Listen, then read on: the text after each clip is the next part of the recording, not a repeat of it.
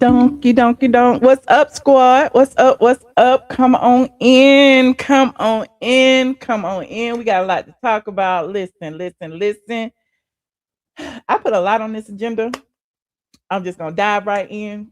We're going to talk about the reunion, and we got some other extra stuff to talk about. But y'all know the drill. Pink hearts in the chat. All of the above. Like and share, like and share, like and share. Okay, y'all in here. Shout out to my squad. And we will get started right after this very, very, very brief introduction. Oh, child, I don't even know which one it is. Get ready, because you about to be an ATLien.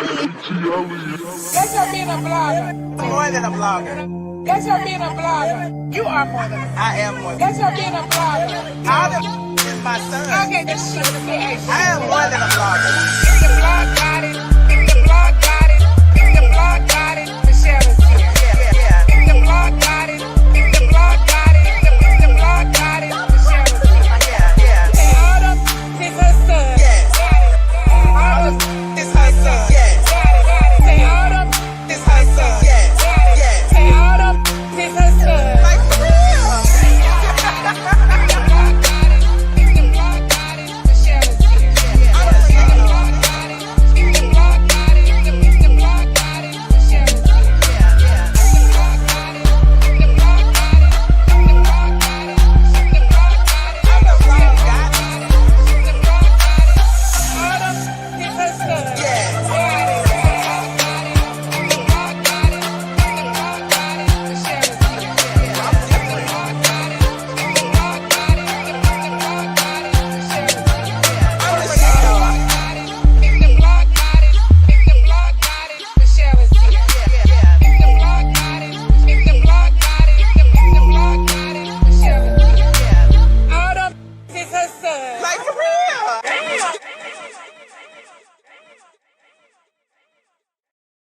Bitches is her sons. What's up, squad? Pink hearts in the chat for Mama Brown.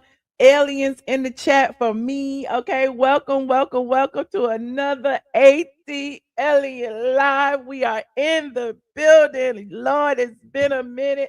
Listen, I've been cursed out on all over the internet talking about Porsha and Simon in the mansion and what Simon had said. And Simon had texted me and Simon said this and then Simon went on his social media and TMZ reported. And at the end of the day, it's all about me delivering the tea to you. So I'm like, what is y'all complaining about? I'm delivering the tea, okay? Either sip or spit, okay? Move on. Don't get mad. Don't get in your feelings. I am not up here reveling in another woman's downfall like the people keep saying. I am literally happy to deliver legitimate information to my people. Now, whether you believe Simon, that's on you, okay? Whether you believe Porsha, that's on you. But I'm not gonna fight with y'all. Shout out to no Trek for the jewels. Okay. I'm not gonna fight with y'all. Exactly. Don't shoot the messenger. Don't shoot the messenger. But we got a lot to talk about tonight. In addition to talk about the housewives, I put a lot of other stuff on the agenda, but I think I'm just gonna dive into the housewives first so we can get through it and get over it, because I'm just so over it. Did y'all even watch the reunion? Put a alien in the chat if you tuned in to the reunion, because you know we don't even know what the ratings gonna be no more, because it's like Bravo be trying to block them ratings from us. But I digress. Okay, you said Simon says, okay, you said you thought it was good. Okay, well, listen, okay, we're gonna do it. What is it? It's part 1 of the Real Housewives of Atlanta season 17 reunion. It is going to be 3 parts. We are just in part 1. Okay.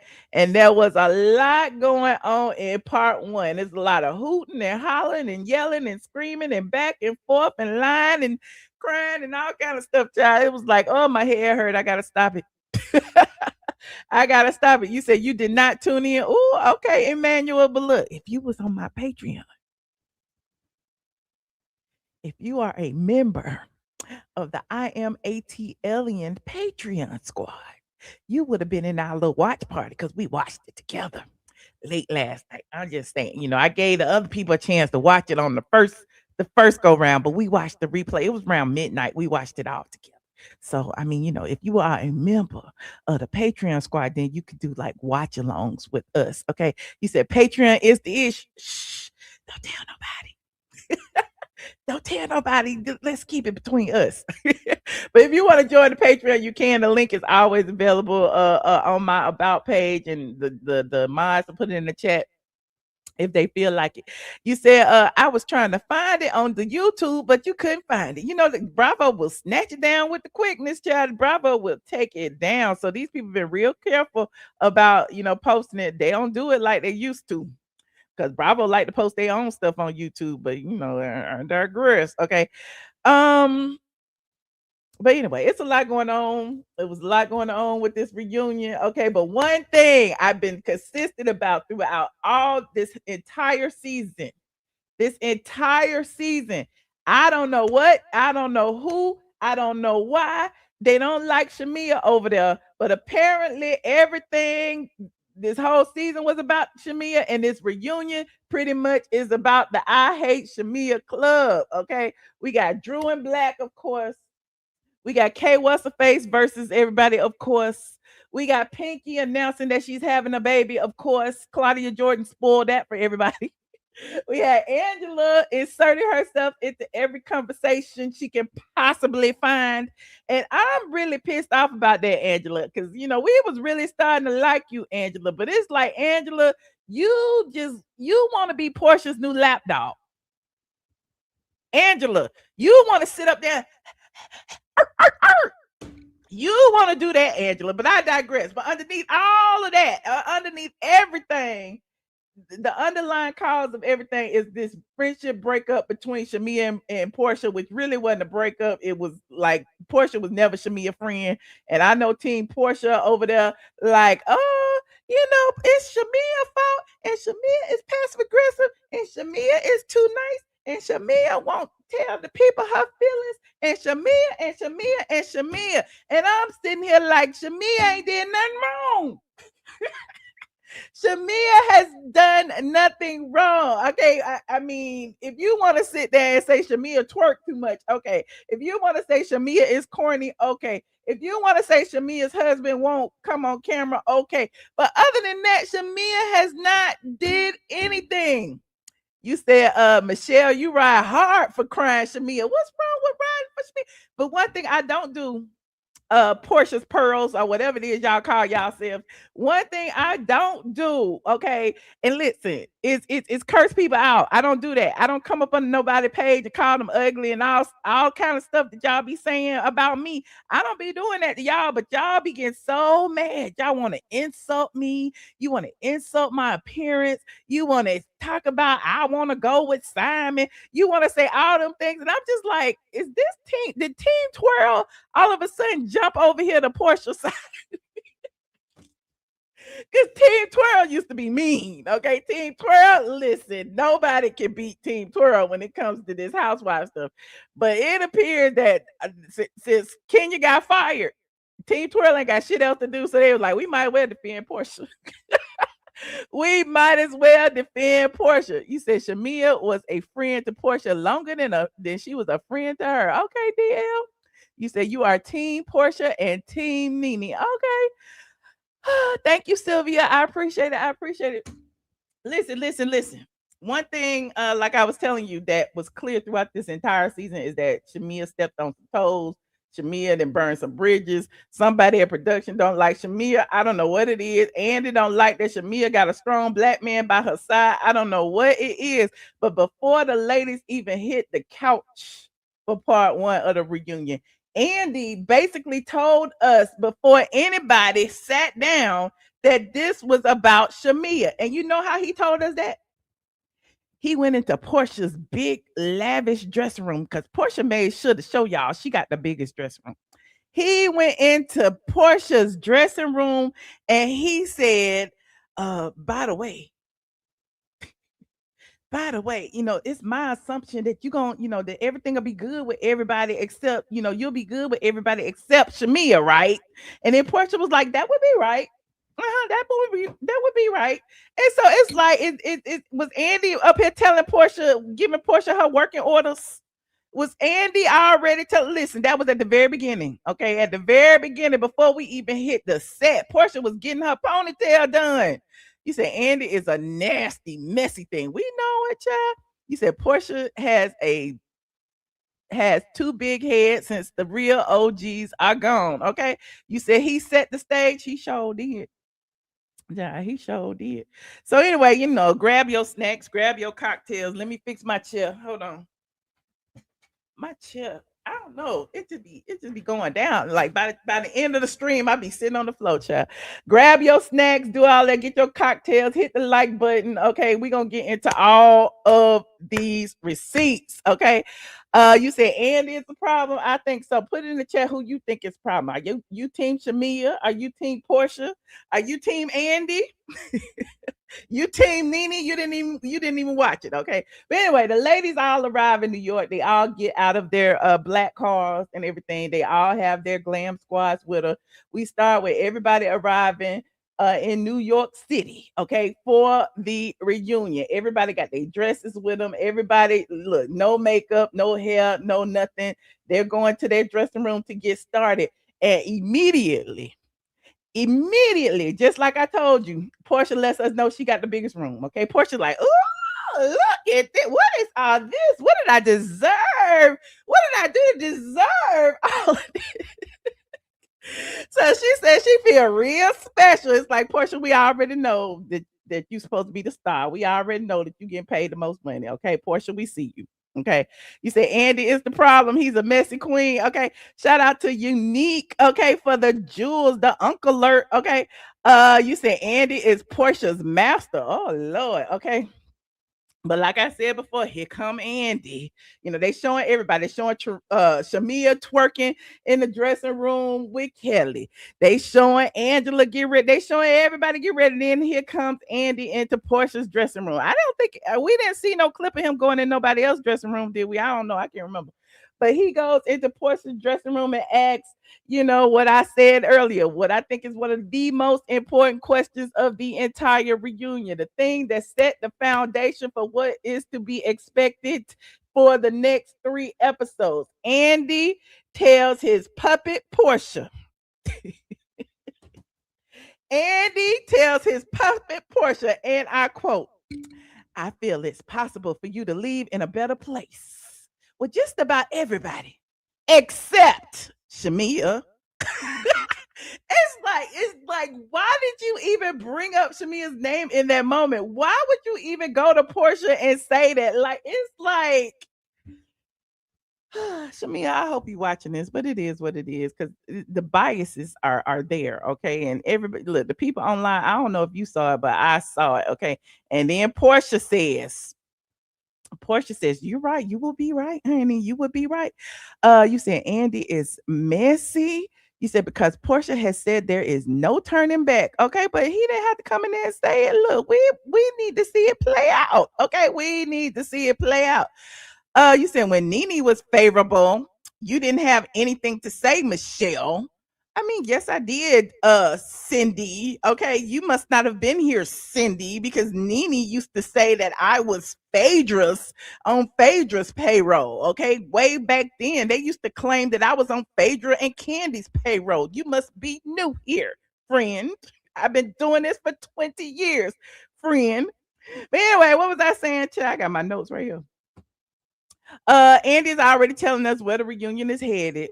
Child, he already telling us, and it's up to us to take these breadcrumbs and figure it out for ourselves. You say Andy wants to be a housewife. Okay, she needs to go lay down. Okay, it is what it is. I'm just saying, like, it established what the theme is gonna be, and I keep telling you, I've been telling y'all all season long, like, why is it this big pile-on against Shamea? Can y'all ask yourself this question? Why is it Shamea, who is the quintessential housewife, who has everything that a housewife would need? She got a husband. And, Andy don't like them having husbands. He want them to have wives. But but I'm gonna get there in a minute. She got a husband, she got children, she got a family that loves her, she got a mama and daddy that's been together for 50 years. Like, I'm just saying, they don't want to see that, especially a black girl who has all of that. It's like that must be an anomaly for Atlanta, honey. We need some people to come on here with single parents that was raised by single parents whose husband left them. Okay, that's what we need to see. But I digress, honey. Let me see what else. Let me see what else. Porsha, well, she might make peace with Kelli. I'm not sure. I don't know. She might make peace with K Michelle. She might make peace with whoever she's beefing with. She might. But Shamea, we already know that bridge has been burned. She lit a match. There's no going back. Okay. But now that we know that, I'm asking y'all now, do you think Porsha and Shamea's friendship can't ever be repaired? They've known each other since they were teens. Okay. Y'all claim that Shamea came back in her life after she got divorced from Cordell, and that, it was all about Shamea being on the show. This is what y'all say. I don't think this, but y'all say that Shamea came around because Porsha got her a peach. But I'm like, this is Atlanta. Okay. I'm just saying Shamea was known around Atlanta. Shamea was on Atlanta radio. Okay. Shamea was announcing, announcing for the Hawks and the Falcons. Shamea was that girl. Like, whether she was on TV or not, she was Atlanta famous. Okay. You said nope, nope, nope, nope, nope. They should not be friends ever. She need to make peace with herself. Okay, okay. Child, we ain't even got that far yet. We talking about housewives. Don't y'all try to divert the attention to something else. We talking about housewives right now. Okay. Put a 1 in the chat if you think they'll make up. Put a 2 in the chat if you think they over for good. Okay. Put a 1 in the chat if you think they will make up one day. And this is all a scheme set up by Andy. I put a 2 in the chat if you think this is real life and they will never be friends again. Okay. You said there have been so many housewives that we did not like over the years. I just don't like Shamea. Okay, that's okay. You ain't gotta like her, but don't be acting like she the villain. Okay, don't be acting like that. Okay, you saying 0, 0, 0, 0, 2, 2. Most of y'all saying it's over for good. Okay, well, let me move on, child. Let me move on. So, on the set of the reunion, now we got everybody on set. My chair is falling again. We got everybody on set. Everybody is wearing green and black, and what were the colors? Green, black, gold. Okay, Andy declared that this is the best dressed Atlanta reunion ever. And I'm like, child, who did told this lie? Andy did told us this the best reunion. Andy told us this was the best season. Andy told us that Kate What's the Face was the best addition. Andy keep telling us all what these best are, and these best ain't what the best is. The best is not what the best is. I'm like, why he keep lying to us like this? Y'all keep talking about Andy don't lie. Why did he keep lying? He lied about Kate Michelle. He lied about it. Just lies, lies. Okay. Do y'all think that this was the best dress reunion? Let me know. Okay. I don't know. That's a very, very strong statement. Okay. Shout out to Monique from BK for the jewels, friend. Shout out to Monique for the jewels. Tap that like button as y'all get here in here. We're gonna be here for a while, child. I'm going line by line, child. My notes. Okay. Porsha notices an extra chair in the chat. I mean, extra chair. Porsha notices an extra chair and she looks around and she was like, who's that for? And Andy jokes that it's for Blak. Okay. I don't know if he was joking or not because we got 2 more episodes left. So I don't know, but we still don't know who that extra chair was sitting over there empty. Okay. I don't know if that was to signify NeNe Leakes was coming back. I don't know what that empty chair was for, but it is what it is. Andy starts greeting everybody individually. Okay. Hold on. What y'all saying in the chat? You said no chair. Oh, you said it's not the best dress reunion. Okay. Somebody else said Pinky was the only one that didn't make it. Oh, don't do Pinky like that. You said Andy is full of sheesh. Okay. They need a black host. Ooh, okay. Well, I don't know. Andy need to retire. We need to do something. You said Drew's eyes got big when Andy said that about like, come on out, Blak. Okay, come on out. Like and share, like and share.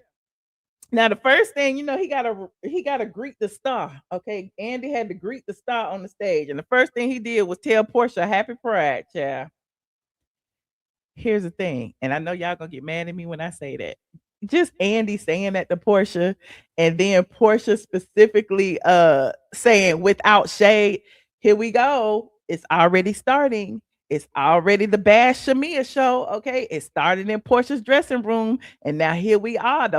One of the first lines of on the set is Happy Pride, and it's without shade because remember, Shamea had said Happy Pride to Porsha. Okay. It was a big dig at Shamea, and we're gonna find out about that later. Okay. Now, production again is already planting seeds for that argument. Already planting the seeds for that argument. And then he goes to Phaedra, okay, and we get some previously unseen footage of Phaedra meeting with Jasmine Crockett about her political ambitions. And we like, why you leave that on the cutting room floor, Andy? Bravo. Truly Entertainment. Why you leave that on the cutting room floor? Was it because it was a positive motivational clip? Instead, all season long, we got Bash Shamea, we got K What's a Fake and her leaky booty. We got all those things. But then you show us that you actually had some more content that we could have been seeing. And Phaedra said that, she was thinking about running for office one day. And I'm like, okay, Phaedra. Okay, Phaedra. You said it would have been a good scene to show on the show. Okay. Yes, shout out to Walona. Thank you so much, friend. You said you noticed he only hugs certain ladies. Ooh, okay. You don't even want to see Jasmine Crockett on your TV. You were glad it was cut. Well, you was glad it was just a little bit of something. I'm just saying, give Phaedra something because remember, all season long, Phaedra didn't have nothing. Okay, Phaedra, everybody kept saying that Phaedra had all the yeah, throwing all the shade, but she didn't have particular any type of story. So now we know she had one, and they just didn't show it. And do y'all actually see Phaedra running for office? Like, what office would Phaedra be running for? Is she running for the mayor of Atlanta? Is she running for Senate? Is she running for city council? Is she running for president? I don't know. I just, I'm trying to figure out where is Phaedra gonna go? What's she gonna do? And Phaedra is a lawyer. Normally, lawyers transition into politics some kind of way. So it would be interesting to see where Phaedra goes and what she runs for because she didn't necessarily say. She just said that she had political ambitions. You said probably mayor. Oh, would you vote for Phaedra for mayor? I don't know if I would vote for Phaedra. You said she going for the Godfather. She running for Godfather. She running for Madam President. Okay, all right, okay. You said if Heavenly can run, why not her? Listen, I didn't say she couldn't. I mean, listen, I feel like Phaedra might be more capable than Heavenly because again, Phaedra has a law degree. At least Phaedra allegedly knows the law. Allegedly, so there's that. Not the dog carrier. Where is Apollo? I don't know where Apollo is. Um, but anyway, that was a good storyline that we could have seen that we didn't see. Okay. Now Andy goes to Drew and immediately noticed that something is different. Now we know, and I ain't gonna be doing this the whole show, I promise. But hopefully my chair stop doing this. I think I locked it that time. I don't think I locked it. But anyway, Andy goes to Drew and he asks Drew. I mean, he looked at her and he was like, Drew, something looks different. Okay. And then Drew was like, yes, I got a little nip tuck.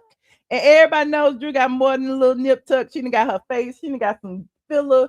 She done got some lips. She done got some Botox. She done got a new makeup artist, honey. She done got a new go naked wig.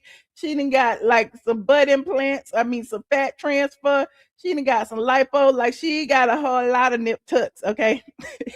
And Andy with his messy ass, I think this is the messiest, most intrusive reunion ever. I cannot think of another reunion that was as intrusive as this one because Andy looks at Drew and said, girl, be specific. Be specific. And then, the people jumped in. I think it was Phaedra was like, well, she got some booty. And then, then Drew was like, yes, I got this, that, and the third. And then she throws a shot at K Michelle because everybody was chiming in on her having a BBL. And then she was like, at least it's not leaking, honey. At least it's not leaking. It's like, here we go. Here we go. You said Andy shaded Drew. Okay. Shout out to DL. Shout out to my mods in the chat. You said her face looks swollen. It probably was because if you recall, Drew went straight from the operating table and started doing her confessional. So when she was sitting there with the white cardigan on and everybody saying her face looked different, that was literally like days after she had done the procedure. So she still had on her faja and everything. So it's possible she could have still been a little swollen, a little puffy, a little, bloated. You said notice Phaedra trying to get the ladies on her side so they don't call out her mess. Ooh, is that what she doing? Okay, shout out to the jewels. Throw me some jewels. I appreciate y'all. You said Andy and them goofy non-housewives are clocking in for duty with their new boss, Porsha. Okay. But anyway, Drew said her BBL ain't leaking. So we're gonna bookmark that for later, okay? Because that is something that we need to know. Um, later we're gonna have a whole conversation about body shaming and K what's the face's medical conditions and blah blah blah blah blah. So remember who made the reunion leaking joke first. Now then Andy goes on and says hey to Shamea. Okay, he going, hey you, hey you, hey you. And then when he gets to Shamea, it's like a little short, whatever. It was like short and sweet. And he jokes with her like maybe he should mime it. And she's like, yeah, of course. And then he moves right along quickly. And I'm like, what that mean? Did I miss something? Did I miss something about Andy miming Shamea? I don't know. I might have missed that too. I missed that joke. But anyway, Andy mentions Angela and Charles being in San Antonio for game 5, yada yada yada. He mentioned Kelli. And he jokingly asked Kelli what she was wearing. She was wearing whoever she was wearing. Then he was like, well, I thought it was Tom Ford. She should have known that he was about to get her. Okay, because he up until that point, he hadn't asked anybody what they were wearing or who they were wearing. So he was about to get you, Kelli, and we already know it. That was shade towards Kelly's infamous Tom Ford t-shirt confessional look. Everybody was like she was too broke to get wardrobe that day, so she just wore a t-shirt. And it is what it is. Okay. You said who was Porsha trying to get on her side? And Kay, what's her face? Didn't drag Porsha. If anything, Porsha ate them girls up. Oh, okay. Look at Team Porsha showing up in attendance. Okay. He just be embarrassing people. Okay. He should have asked her if she was wearing She by Sheree. Oh, that would have been funny. Okay. Then Andy comes up to Kay what's her face and calls her Pudding. Okay. He was like, hey, Pudding. And she was like, hey. And he basically said, are you ready to talk today? Because we all know Kay Michelle spent the entire course of this season tweeting. Okay. She wasn't talking to nobody. She was saying it was a scheme. She was acting real crazy. She was accusing people of stuff. We didn't know what was happening. Again, some of the stuff may have been left on the cutting room floor. Things just didn't make sense. So Andy asked her, was she ready? And she said she was. Okay, and then we get to Pinky. Oh, God. Andy asked her how she been feeling and all of that. And then she says, it was a great reunion. One thing I know is I don't want to hear the B word no more. Okay, I don't want to hear the B word no more unless it's a baby because I'm pregnant. I'm like, okay. We know, Pinky, we know. Okay, we saw Watch What Happens Live when you had that belt up under your thing. We saw it. Like, I get it. But then colorist Claudia over there had already told the people, and it is what it is. And now Pinky is on her social media saying, shout out to the people who ruined her pregnancy announcement before she could do it. Okay. So everybody was like tagging colorist Claudia and saying it was her fault. But it is what it is. But we already knew it. Okay. But Pinky said, Andy asked how her mama felt about it. She said her mama is pissed, yada yada yada. But congratulations to Pinky because you kept that secret, child. At least you tried. Pinky did not go on social media. She didn't take no pictures. She wasn't doing nothing. She was radio silent when it came to that. Unless you live next door to her or something and saw her walking the dog or something, like I saw Fallon that time. Yeah, we wouldn't have known. Okay. You said Andy asked Wendy, what plastic surgery she had. Okay. Now another interesting thing that was a part of this reunion that they've never done before that I can remember, maybe they have, maybe they haven't, was that Andy explains that he had asked each housewife to submit a question for another cast member. Now the questions will be read throughout the reunion, at different times or whatever. But we already know that those questions were gonna be shady. Because how you gonna give the questions to Drew and Angela and whoever else to ask somebody else a question? We already know it was gonna be a mess. Okay. Um, so pay attention to that because one of those questions becomes very, very important when it comes to Drew and Shamea. Okay.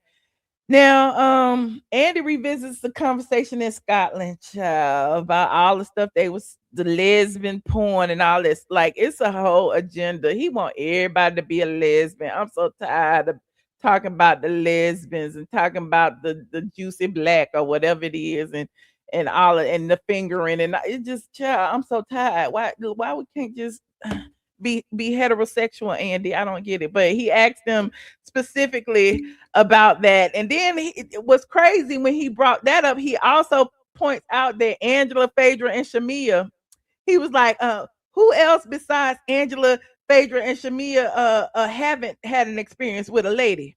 It's like, why would what? Like I said, this is one of the most intrusive reunions ever. Cause why we gotta sit there? Have you screwed a lady before? Like, if it was a cast full of men, would they have asked that? I don't know. I don't know. It seemed real shady. So Shamea points out, well, I've kissed a woman before for a movie role. I have felt one up, and they pan the Porsha, rolling her eyes. Again, like I told you, this is the drag Shamea thing, and I'm sure at some point something gonna come out about Porsha and Shamea humping in a tree. Loveing. I don't know what I just spelled, but yeah. You said Andy acts like he's attracted to the women. I don't know. I just feel like he want them to be a part of the crew. He want them to be a part of the Rainbow Coalition. He feels like everybody got a little rainbow in them, and he keeps trying to press the issue. That's what it seems like to me. I would have asked Andy if he had a woman. Okay, like what was that about? You said Phaedra, Porsha kept rolling her eyes every time Shamea said she hadn't been with a one woman. Okay.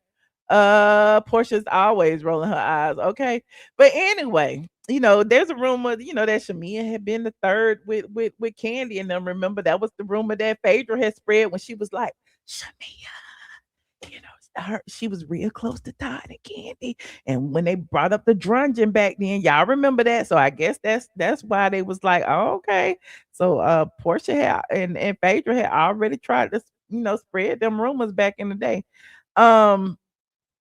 But anyway, we about to spend a whole lot of time talking about Porsha and Sway.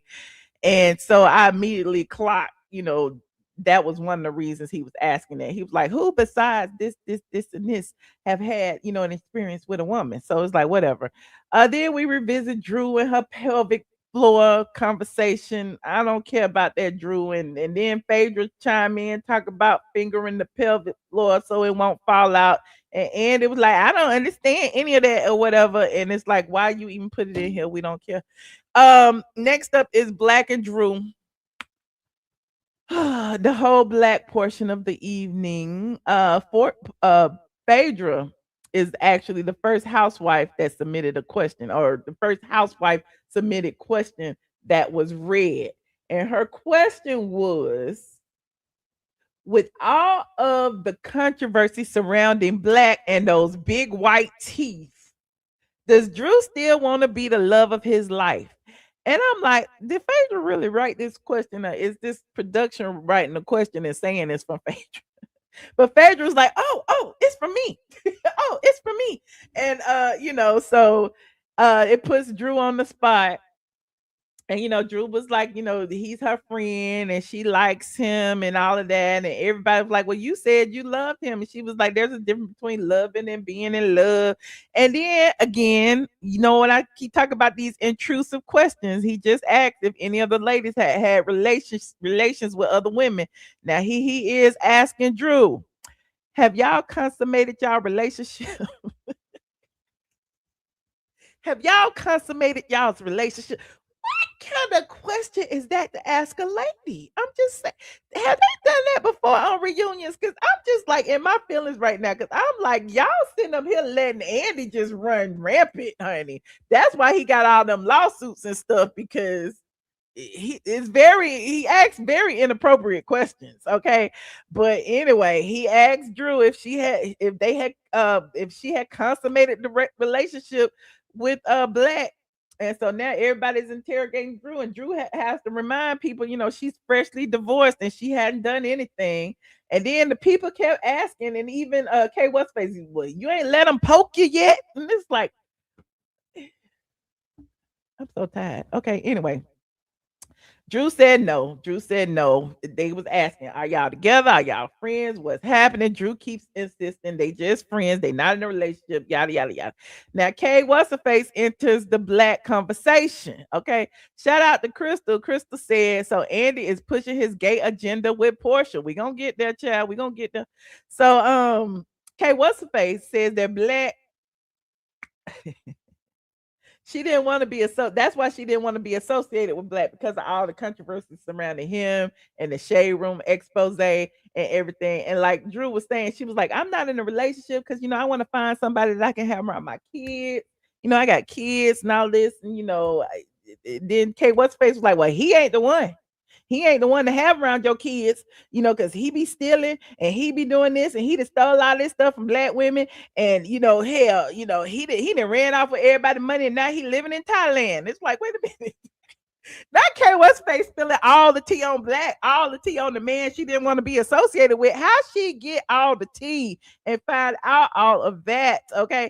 And yes, I know we watched the Shade Room investigation. We even watched it over here on this channel and reviewed it. But just the fact that K what's her face, was trying her best to not be associated with him, but knowing all of the tea on him is given that you knew all the tea when you didn't want to be associated with him, which is why she kept saying, well, that's why I didn't want nobody to put my name with him. That's why, because he stole this, and he has been accused. And then Drew was like, it's an allegation. Be careful, it's an allegation now. And it's crazy because Drew then flips it on her and says, well, you've been involved in an endorsement with one of the alleged victims, or the person that is accusing him of doing this. So it's kind of like this triangle is kind of sketchy, because if you endorse the girl's product and now you claiming that the girl who is claiming that stole the money from her, wait a minute, the girl who is claiming he stole money from her, you worked for her. So clearly there is some type of relationship or some type of scheme that you got going on, that you want to deliver all this negative tea. I don't know, who cares, but it is what it is. But yeah. You said what now? You said he probably scammed her too. Well, it is what it is. They start going back and forth. That's when Drew reached behind the couch and pulled out a little prop and said, cut. She gonna rewrite this whole scene. She gonna direct it, honey. It's like, okay, Drew, who told you could bring a prop, Drew? I thought Kenya, with Kenya's megaphone and scepter and all that stuff, I thought Kenya blocked everybody from bringing props. How you get that prop up there? Okay. Anyway. Somebody asked, who was it? I think it was Shamea. Shamea then asked Drew, hey, did you invest in Blak's business? Okay, and Drew seemed genuinely offended, because clearly Blak been getting money. Okay, they said he is a PayPal millionaire. He began people to PayPal him money allegedly and running off with their money to Thailand, according to K what's face. And she said that she started talking about how they're Black women and they shouldn't be doing this to each other. Okay, I don't understand why y'all doing this to me. We are all Black women and this is wrong. And then Kelli calls her out and said, well, hold up. Now, how you gonna say we all Black women and we shouldn't be doing this, but you went and you copied Michelle Brown's Kenya Moore expose, and you went up to Nana's Chicken and Waffles over there at the Prada on Roswell Road and showed that it was a padlock on the door and that it wasn't open. You copied the bloggers and you went over there and you did that, Drew. Why is it that you had no problem visiting my clothes business, but you don't want nobody to discuss Blak's business and your business and everybody else's business? I don't know. Y'all let me know, was Drew being hypocritical? Y'all let me know. I don't know. I think Drew was just being Drew. And then Drew, because Drew's glam squad was also Kenya Moore's glam squad. They knew exactly what they was doing. They produced that for Drew. And they had her go out there and do my iconic walk to Kenya Moore hair spot and notice that it was closed. The doors are closed and there is a padlock on the door. Okay. It is never open. And so she was doing the same thing with Nana's chicken and waffles. Okay. You said Kelli ate her up. Kelli ate up a lot of people. Okay. Kelli held her own with her little ass over there. You said, except for Shamea and Portia's dress was just all right. You said Kelli need to stop. Okay. You said with the messy gays, Carlos. Okay, the messy gays that was standing behind Kenya when she threatened to pow me. Yes, them messy gays. Them. But I digress. Okay. Let me see. Is there a legitimate difference between talking about somebody's closed business and maybe suggesting that somebody may have financially invested in a controversial business? I don't know. There's an argument to be had for both because on the one hand, Drew don't want to be accused of being involved in no scheming and scamming, and on the other hand, Kelli don't want nobody to know that her business is closed. So there's that. Now, messy ass Andy also brings up a fan question. Okay.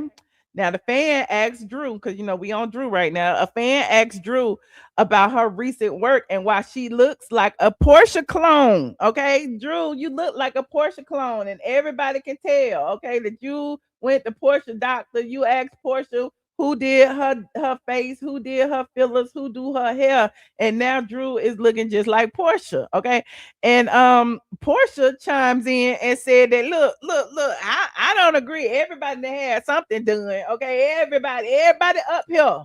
They got their nose done, their ass done, they tit done, everybody that got something done. And I was about to agree with her until Pinky over there pregnant said, well, I have it. I have it. Pinky was like, my ass still flat.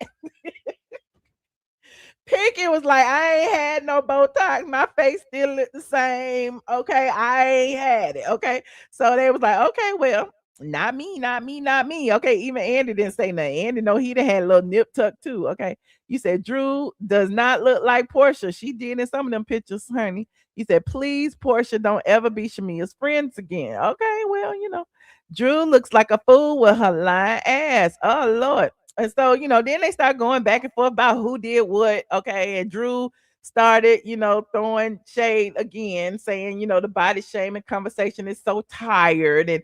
And Kelli was like, I haven't had nothing done to my body except for my boobs. And Drew was like, you need to have them undone, honey. And it was just crazy, because yeah, who cares? Then Kay, what's the face brings up, well, Drew, you talk about body shaming and you talk about Kelli body shaming you and all it is because Kelli had pulled up pictures of Drew's before and after pictures that had came across her timeline on the Instagram, right? And I guess she had posted them. And so Drew started calling her out about that, like, why you post them pictures? And she was like, the work looked good. I was just commending the work looked amazing. You've done several rounds of BBL surgery. So I was just commending the doctor or whatever. She was throwing shade.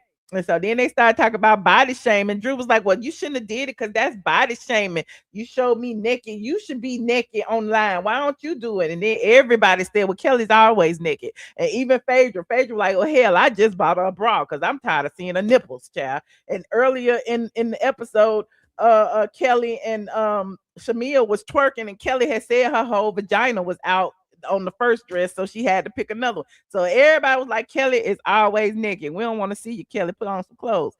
Now, when they started talking about body shaming, when Drew, was trying to get sympathy, then K Michelle brings up, well, wait a minute, Drew, didn't you just make a joke about my leaky booty? Drew, did you just say I had a leaky booty? Now that's the problem. You can't be demanding sensitivity for your body when you using somebody else's surgical complications as a punchline. Okay, so how you gonna do that, Drew? I don't understand. But I digress. Okay, you said that's not classy. It's not classy, okay. Now, then Angela is ready. Angela been sitting on ready this whole time. She been interjecting herself in things that don't nobody like. Why is you even talking, Angela? But she keep talking. And so Andy asked Angela about Shamea's BBL because he was like, Angela, you repeatedly have mentioned Shamea's BBL, so the people want to know, are you jealous? And Angela said, it's a long list of people to get to before she become jealous of Shamea, child. But it is what it is. Then I told you about the before and after pictures. It is what all of that happened. Now, Pinky ain't said nothing this entire episode. Pinky has barely said nothing besides, a B for baby, I'm pregnant. That's really all Pinky been saying. Sitting over there on the edge of the couch, whatever she doing, feeling her stomach or whatever. Finally, Andy directs a question to Pinky and asks Pinky this real dumb question. Pinky, what was your favorite moment of the season? I feel like that's a test question because like we can't even remember much of Pinky from the season. I don't know what Pinky was doing this season. But we do remember Pinky and the argument with Angela, okay, when they was in Texas. And apparently that's Pinky's favorite as well because she said, the argument with Angela was her favorite, okay? And she said that she won the argument, but everybody else said she didn't win, but she did have heart because instead of leaving, which she started to do, she had sat back down and she took them reads from Angela, them chat GPT reads of Angela's when Angela was talking about your teeth commingling or whatever. But the crazy thing is Pinky showed her teeth and her teeth ain't crooked. So again, Angela just be throwing out reads. Angela probably just have a list of reads, right? She got a list of them ready to throw them out there, which they don't land if the teeth ain't crooked. So how you gonna talk about somebody's crooked teeth and her teeth ain't crooked? But I'm digressing. But even though she lost the argument, Porsha, Queen Porsha sitting over there giving her props. Like, you had heart, girl. You had heart. We appreciate. Look, that's all you stood there. You took it. So Porsha gave her props. So I guess she was happy for the queen to acknowledge her. You said she meant her teeth are very close together. Oh, how we know that's what she meant? How we know? Okay, Angela's teeth kind of close together too, aren't they? Aren't teeth supposed to be close together? I'm confused. They're not supposed to be overlapping, but shouldn't they be together? They shouldn't have no space between them. I'm just saying. Y'all tell me, am I wrong? You said, when has Porsha ever participated in a read off? I don't remember one. She got an A for effort. I think Angela just be practicing in the mirror, but there's that. You said it landed. Ooh, now Angela is a crook. Here we go. Now, one of the biggest packages, media packages, what they do is they compile a package of different clips from different scenes and they direct that towards an individual. So Portia's package was her dating life, her dating history, her relationship history, and it starts with Cordell.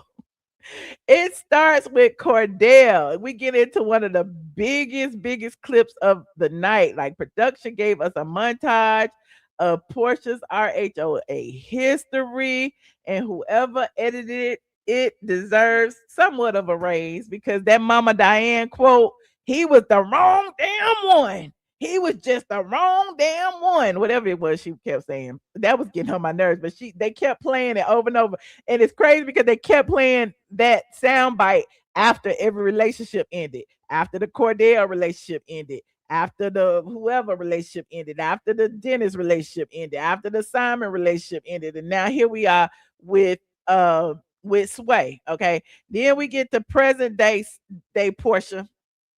And Porsha said she didn't, got out the highway, made a right at the intersection of gay. She is gay now. She ain't denying it.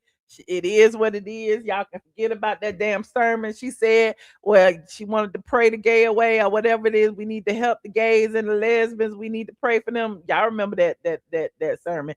Well, apparently Porsha said, forget about it. Okay. Now, Andy, this is where I figure that Andy is kind of like grooming the situation for Porsha to be for Porsha and Sway to be like the legitimate first ever LGBTQ housewife couple. Okay. Remember, people have been calling for a transgender couple, whatever. People have been calling for a gay male couple. And now we got a lesbian couple. Now, I don't know if Porsha and them gonna walk down the aisle or not. But it's crazy because when Porsha was asked how her mother felt about it, she said, "Oh, she's very happy. She's happy that I'm happy. She even said she'd be happy if I decide to get married again to her." And I'm like, "Oh, okay." So I mean, there's this agenda coming. But as we know, Andy said when Porsha first came, she was this traditional devoted wife. Okay, she was, doing sermons and stuff, and now she's happy dating a woman. Andy, I told y'all how Andy, it is what it is. Bravo people, that they ain't gonna never invite me to shit. But Andy does not like Andy don't like successful black relationships. I just put it out there. He don't like it. That's why I feel like he feel the ways about Shamea. That's why I feel like, the whole Porsha and Simon thing, like her divorce was supposed to be her entrance back to the show because divorce storylines make money. Okay, but I'm digressing. Now, Andy suggests that men are intimidated by Porsha in ways that Sway isn't. And I thought that was an interesting thing for Andy to say because who was intimidated? Is he saying Dennis was intimidated? Is he saying that Cordell was intimidated? Like, who is these men that's intimidated by Porsha being on the show? Like, is that what it is now? That black women on the show, their husbands are intimidated, so they kick them to the curb? Like, what is that about? But that's why I said, what's the agenda here? Okay, because that package felt extremely deliberate to me. Okay. She come on as a traditional wife with a husband. She leave with a woman. Okay.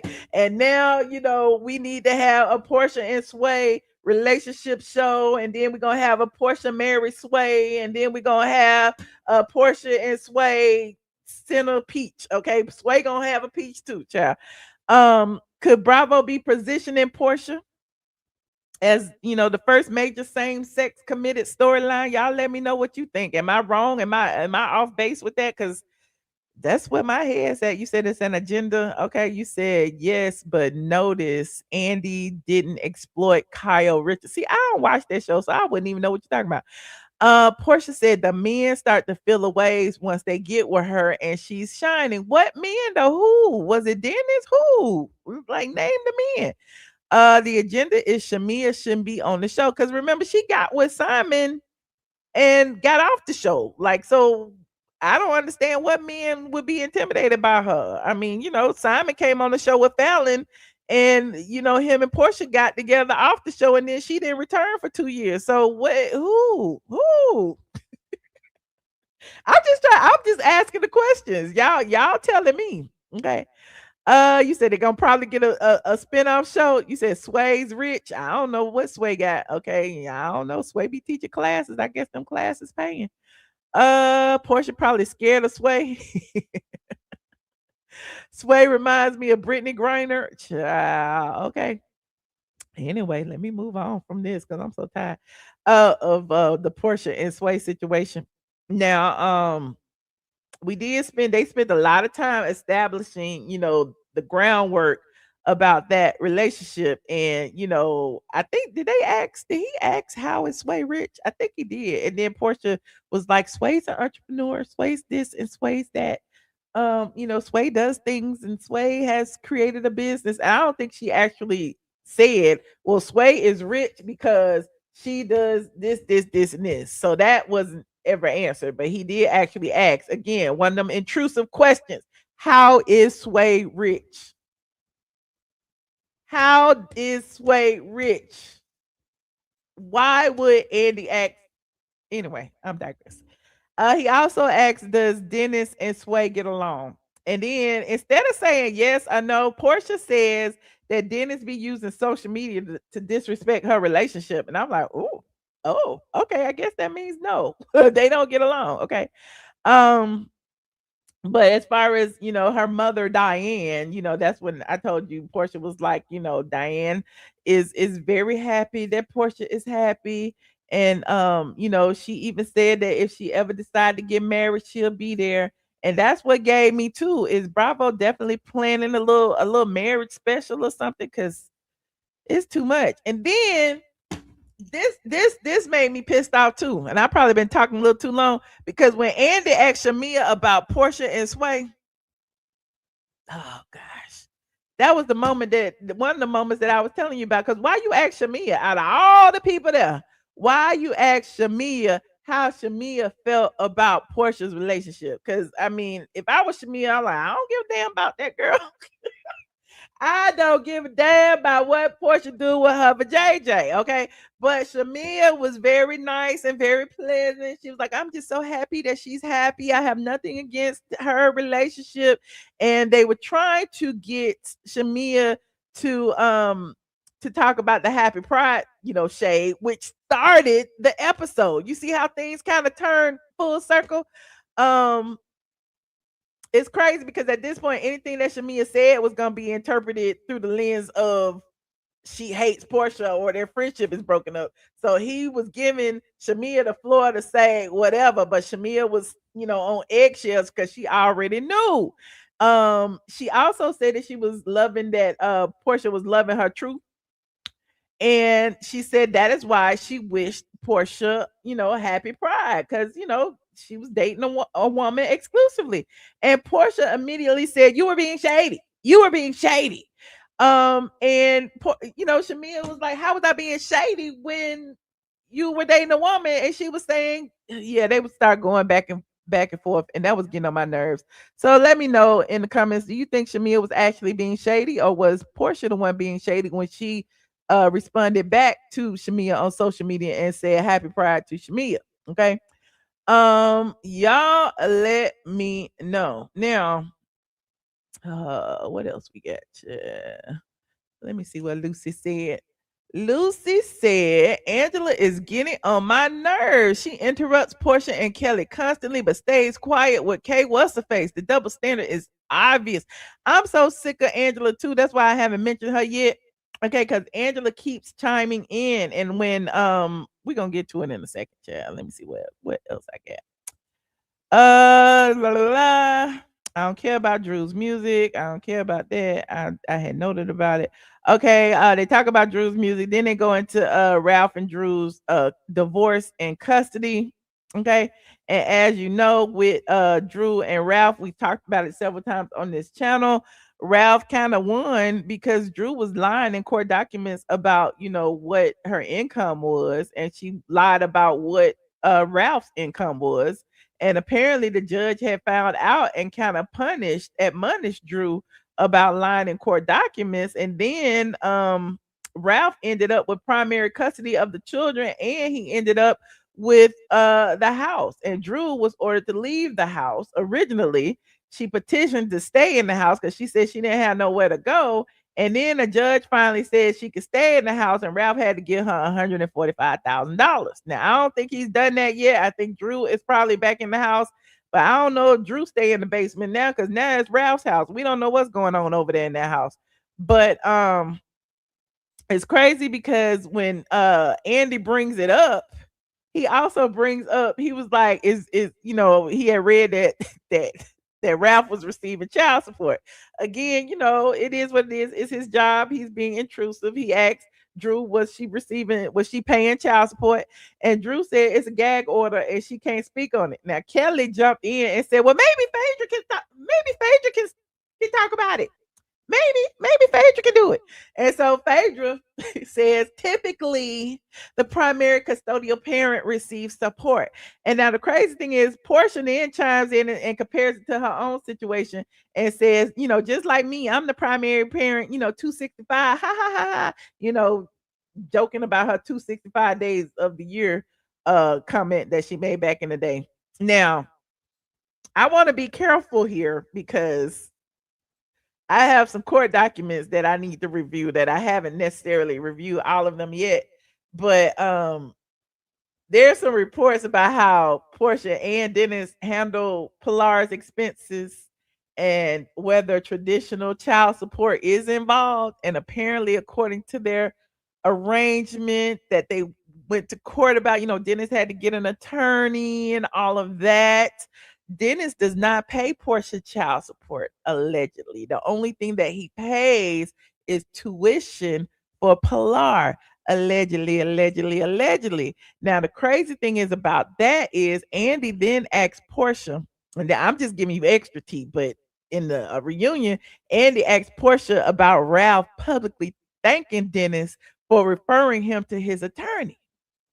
Now, the crazy thing is, Porsha says Ralph can kiss his ass because she feels like Ralph was trying to create the impression that Dennis helped him fight Drew because that she was keeping Dennis from Pilar. And it's like, wait a minute. I don't know if you was keeping Dennis from Pilar, but y'all do have child support and custody arrangements that y'all went to court about now. And Dennis did fight about certain things, okay?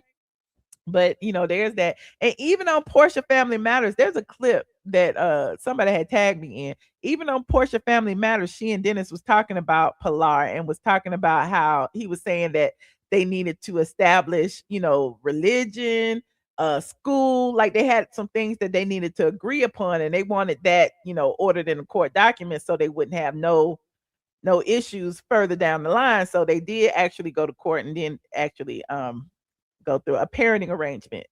Now let me see. So my question is, why was Ralph acknowledging that so offensive to her? Because my thing is, a hit dog a holler. So perhaps Porsha feels ways because Dennis did go to court. Dennis did do those same things. And yeah, while she may have, I think they have joint custody. I think I have to look at the documents. But yeah, so maybe that's why she feels away. And was Ralph being messy, or was he, genuinely just thanking Dennis for referring him to Dennis's attorney? You said Drew doing all that shade throwing and she don't even have her own kids. That is so sad. That was Dennis' mama idea. Okay. Anyway, moving on. Now, Andy asked Kelli why she always referred to Porsha's house as Simon House. Then we go through the entire thing about Kelli saying that Porsha is paying Simon's bills. Kelli was correct. Porsha been paying the mortgage. Porsha's been paying all of the things. Porsha's been paying. I don't know if she's been paying the car note. I don't even know if she bought the tags for the car, if that's expired. But what I do know is that Kelli was not lying, and that's come out later. Okay. Porsha had responded, if I'm paying all the bills, then it's my house. And that's true. Okay. And to all the people who were mad at me for, calling that to y'all's attention, Porsha just admitted it because at the end of the day, Simon said Porsha inherited debt. Okay. She want the house, she got the house, but she got to pay for the house. So she didn't inherit a house. She inherited $8 million that she got to pay and that she's been paying since he got deported. So, it's Porsha's house. Okay, there you have it. Then what's crazy is they were going back and forth, and here go Angela interjecting. Well, whose name on the deed? Who is paying? And you in Shamea's house, and it's like, Angela, shut up. Angela, why are you jumping into all of this back and forth that has absolutely positively nothing to do with you? I'm so sick of you. You say if she wants that house, she will pay the bills and will. That's what's gonna happen. And if she can't pay the bills, she ain't gonna keep the house. I mean, simple as that. Now we got Angela and Kelli yelling back and forth, yada yada. I don't even know how we got there. Okay, the question wasn't even for Angela, but then Kelli starts talking about Angela started talking about Kelli living in Shamea house, and then they going back and forth, and Kelli tells Angela to sell a house because her houses was in foreclosure. And then Andy was like, well, that's not her primary house because it was her investment property that was in foreclosure. And it's just all this yelling and screaming, and we got to keep up, keep up, keep up. Now Angela suddenly yells out, Gary wants his money. I'll get a loan from Gary then, because Gary is suing you. So apparently Gary is suing you, and Andy was talking about who the hell is Gary. And yeah, it is what it is. Andy has had enough. He tired. He says cut. Kelli is being sued. I mean, she's being sued by a lot of people, and all of it has to stem from loans that she had taken out to start the second business. Yeah, we'll talk about that at a later date. But yeah, Kelli being sued by a lot of people. We've been talking about Kelli being sued, but Kelli should have clapped back. And I don't know, maybe Kelli did clap back and they cut it out, because Kelli should have clapped back at Angela and talked about Angela and how she put that loan in her late grandmama's name or whatever, and was allegedly getting money from Wachovia, and that's why she lost her insurance license. Because listen, Angela's hands are not clean. Okay, Angela got some lawsuits herself. Okay, Angela, look, it's 100, 200 some $1,000 lawsuit out there because of the loan that they foreclosed on. They suing her for the money now. So I mean, Angela, come on now, you got some lawsuits too. But I'm digressing. Blah, blah, blah, blah, blah. Andy asks if Porsha was banned from Nigeria. I think I done covered damn everything, Chad. And again, that was shade at Simon, because remember Simon had said that Porsha can't ever come back to Nigeria because he was retracting his sponsorship of her citizenship. Okay. And apparently Porsha said, she not, and then her and Phaedra will go back one day, I guess. I don't know. Andy also, again, here's that agenda again. He's asking everyone if they were surprised by Porsha dating Sway. Now, what's her face said she wasn't surprised, but she thought, Porsha was interested in Mike, and she was there with Mike, and Mike had said he loved her and all of that. So she was just a little bit confused about that. And then, Porsha was like, it was okay, and I had to let him down easy. And he figured out that I was committed to Sway when he saw that I had posted her for her birthday and yada yada yada. So it's just like, child, we know Mike was a paid actor. We really don't care. And then Phaedra gets called out for something that she said in the confessional. You remember when Phaedra was shading, talk about, well, if you got the money, you got the money, Porsha got the pussy for the money. Okay, if you got the pussy for, she got the pussy for the money. If you got the money. And so I guess, since it's Queen Porsha, Andy called it's 11:11, make a wish. Andy called Phaedra to the carpet about it, because this is the Porsha show now, okay? And you got to explain, why was you throwing that shade in your confessional to our queen, okay? So Phaedra tries to explain it by basically saying, nobody want to date a broke man, okay? Listen, Phaedra is an attorney. She know how to flip the script. I don't know why y'all thought that Phaedra wasn't gonna stand on business. Phaedra said she meant what she said. She said what she meant, okay?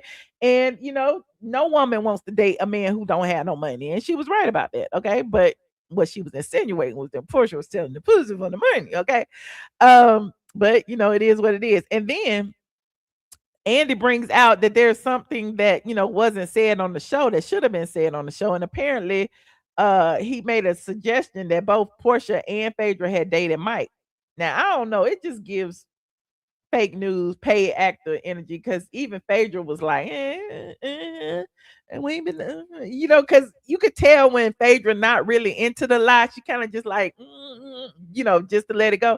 The same way she did when Porsha, at her house, when Porsha accused her client of dating Kelli or whatever. She's like, yeah, child. So I don't know. I don't know if that's true or not. But anyway, moving on. How far we got to go, child? What's her face? Nosh and Porsha. I'm so sick of it. Now, what's her face brings up Nosh, who she was on that Queen's Court show with. Okay. The people are saying they weren't really together. They just they won on the show, but then she ended up being back with the dentist. Okay. Now she is claiming that Porsha was communicating with her ex, Nosh, and that's what changed the dynamic of her friendship. Now Porsha calls her out about it. She was like, "Kay, what's face? You was a married woman. Why did you worry about who I'm talking about? And why would you care?" But despite that, that's not true. And she was saying that, just because I'm a married woman, it doesn't negate the fact that this is somebody that I had dealt with in the past, and you dealing with him, and you should have told me that you was dealing with him. And I don't understand why you was telling him that I was coming to the show, and then he coming to me to tell me that you tell. It was just messy, and we don't really care one way or the other. But Porsha calls her out, and then Porsha want. Here's the thing. I think Porsha was deflecting because she don't want that timeline of when she was actually dealing with Nash to be inserted into this situation. Okay. Um, because she also throws out there, you keep saying I was dealing with him, just like you said that Drew was dealing with Blak, and I wasn't dealing with him. Okay. And then they start arguing back and forth, and Porsha asks, which K Michelle am I talking to, and yada yada yada, and Kay what's her face says she need to shut her glory hole, and yeah, it was just a mess. And so the crazy thing about this part, this little segment, the note that I have in here was like Porsha was calling Kay what's her face out for talking negatively about her in interviews, and bringing up Nash and saying that she was sleeping with her ex and all this stuff, and calling Porsha a bimbo and a bitch and all kind of stuff. While she said she didn't care about it, she just said, you were saying it. And then Kay what's her face says it was Nash that was telling you about what I was saying, and he was leading you astray. To which Porsha says, I can't be led in interviews like you new girls. And I almost threw my phone because that was very presumptuous. That showed where her head was at. That showed that she thought that this is her cast. This is her show, and she's the queen. Cause you new girls over there, okay? I can't be. They ain't gonna trick me in interviews like they do you new girls. But Kay what's her face had to remind her that just because she knew on RHOA don't mean she's new to reality TV, okay? And even though I don't see it for Kay what's the face, like I'm like, yes, Kay what's face been on TV longer than you have, Porsha. So how you gonna say that? Because I'm sure Kay what's the face has gotten PR training as well, and Kay what's face called her out about that. Okay, you said Kay what's face want to keep adding characters to the cast show. Dude, I'm so tired. But there's that. Another thing that let me see. Another thing that Porsha said that was important during that back and forth was that she accused Kay what's her face of stop trying to get to know her when she started getting closer to them, which means the people on that side of the couch, which was Shamea, Kelli, and Pinky. And I find that odd too, because again, that gives that us versus them mentality, which to me, that's where you started from. Like you acted like there wasn't no dissension until Shamea brought up the mothers and all that stuff. But apparently there's been dissension since day one. Okay. And there it is, because everything keeps circling back to, oh, you got close to Shamea, so you couldn't be close to me, right? And so K Michelle tells Porsha,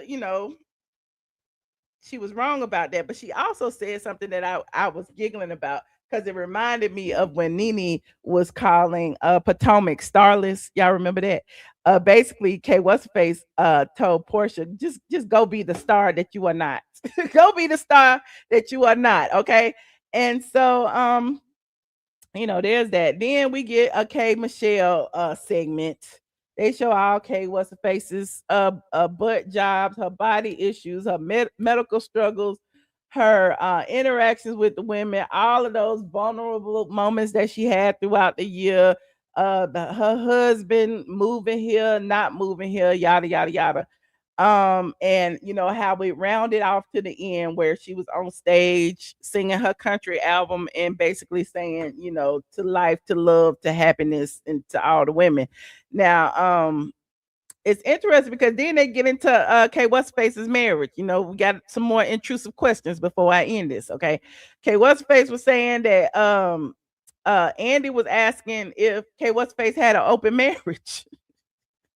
Because Kay What's face was like, her and her husband will never leave each other because they both he's cheated on her and she's done some things, and it is what it is, and that's what it is. And Kay What's face pushes back and basically says that all men cheat. And so to me, it's like she's saying because she feels that all men cheat, she gonna allow him to cheat, okay, in peace. Um, that's just giving me that you don't really care about him, and it is what it is, and he's just there for your peach. But who am I? Um, she also, this was pretty interesting too, but Kay What's face also explains how people probably don't understand what it's like to have all of these body issues while you're in a relationship. Okay. And which is why she was in her feelings about her coochie smelling because her BBL was leaking. And I'm sure that doesn't smell great. And that's not conducive to having a sexual relationship. Okay. And she said that pretty much her surgeries affected her relationship. That's what she's saying, I guess. I don't know if I believe her. I don't know. It is what it is. I guess I believe her. But that was one of the serious conversations. Now, it's crazy because as Kay Michelle is talking about those things, Shamea takes the opportunity to call Drew out again over the leaking comments because she was like, and all the serious things that happened with Kay Michelle, that's the point, Drew. You shouldn't have brought up that her BBL was leaking because you see what she was going through. And then Drew made another comment, and here come Angela. Child, I'm just so sick of Angela. Angela, why are you here? Why you can't just let the ladies have their own arguments? Why can't Drew argue with Shamea in peace without you chiming in? I don't understand why Angela was so hot and bothered every time somebody said something when nothing had to do with her. Okay. You said Porsha and Angela own the first part. Okay. Well, I don't know. I'm just tired of Angela. We tired of her. Okay. Now the conversation got more serious about Kay What's her face. Okay. Andy asked Kay What's her face why she didn't just sue the doctor. And I'm like, you know what? That's a valid question, Andy. Okay, for once, you're not being intrusive because that is a very valid question. Now, Kay What's her face basically said, it's a back alley doctor. I got it. She didn't say I got it done in the back alley in the hotel rooms and pump sessions or whatever, but she said that the doctor wasn't properly certified. She's tried to say it in a way that was, palatable. She said the doctor wasn't properly certified. And then Phaedra had to chime in and say a lot of women in Atlanta go through that, child. They go through similar procedures. And then Kay What's face said that the doctor is still performing procedures. So that's my problem because she said she couldn't sue him because he wasn't properly certified. But then she said he's still doing procedures. So why didn't you call the authorities? Because clearly what he's doing is illegal, right?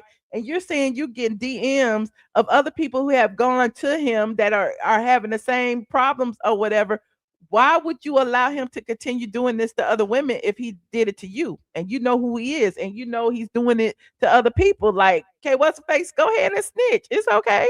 Because I mean, you can't sue him, then at least go to the police and stop him from doing what he's doing. Him, them, they, whoever. Okay. Um, but it is what it is. That's why she said she didn't sue because he's not a board certified physician, and that wasn't a valid reason. But there's that. What else? What else? What else? Now, Phaedra goes on to say that she believes that Kay What's her face's reaction to some of the women is because that of the negative experiences she's had in the past. And that's kind of throwing shade at the Candy and the Rashida and all of them people in Atlanta or whatever. But I guess now Kay is cool with Phaedra.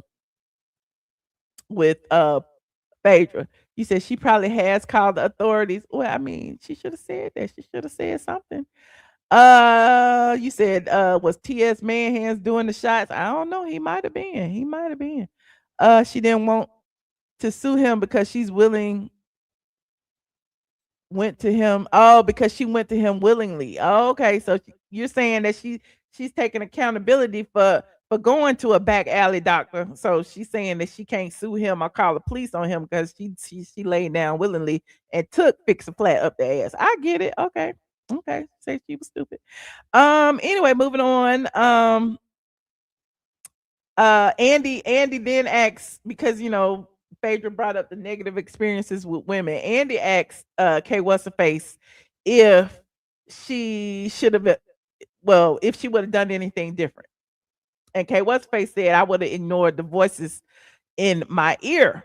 Now that then gets to the point where people are starting to think that it's Shamea and all them in her ear, but it's not. We find out it is not Shamea, it is not Kelli in Kay what's her face ear, because Porsha immediately sighs because she's thinking that here we go, we about to get to the nitty gritty, okay? And then Kay what's her face like, why is you sighing, okay?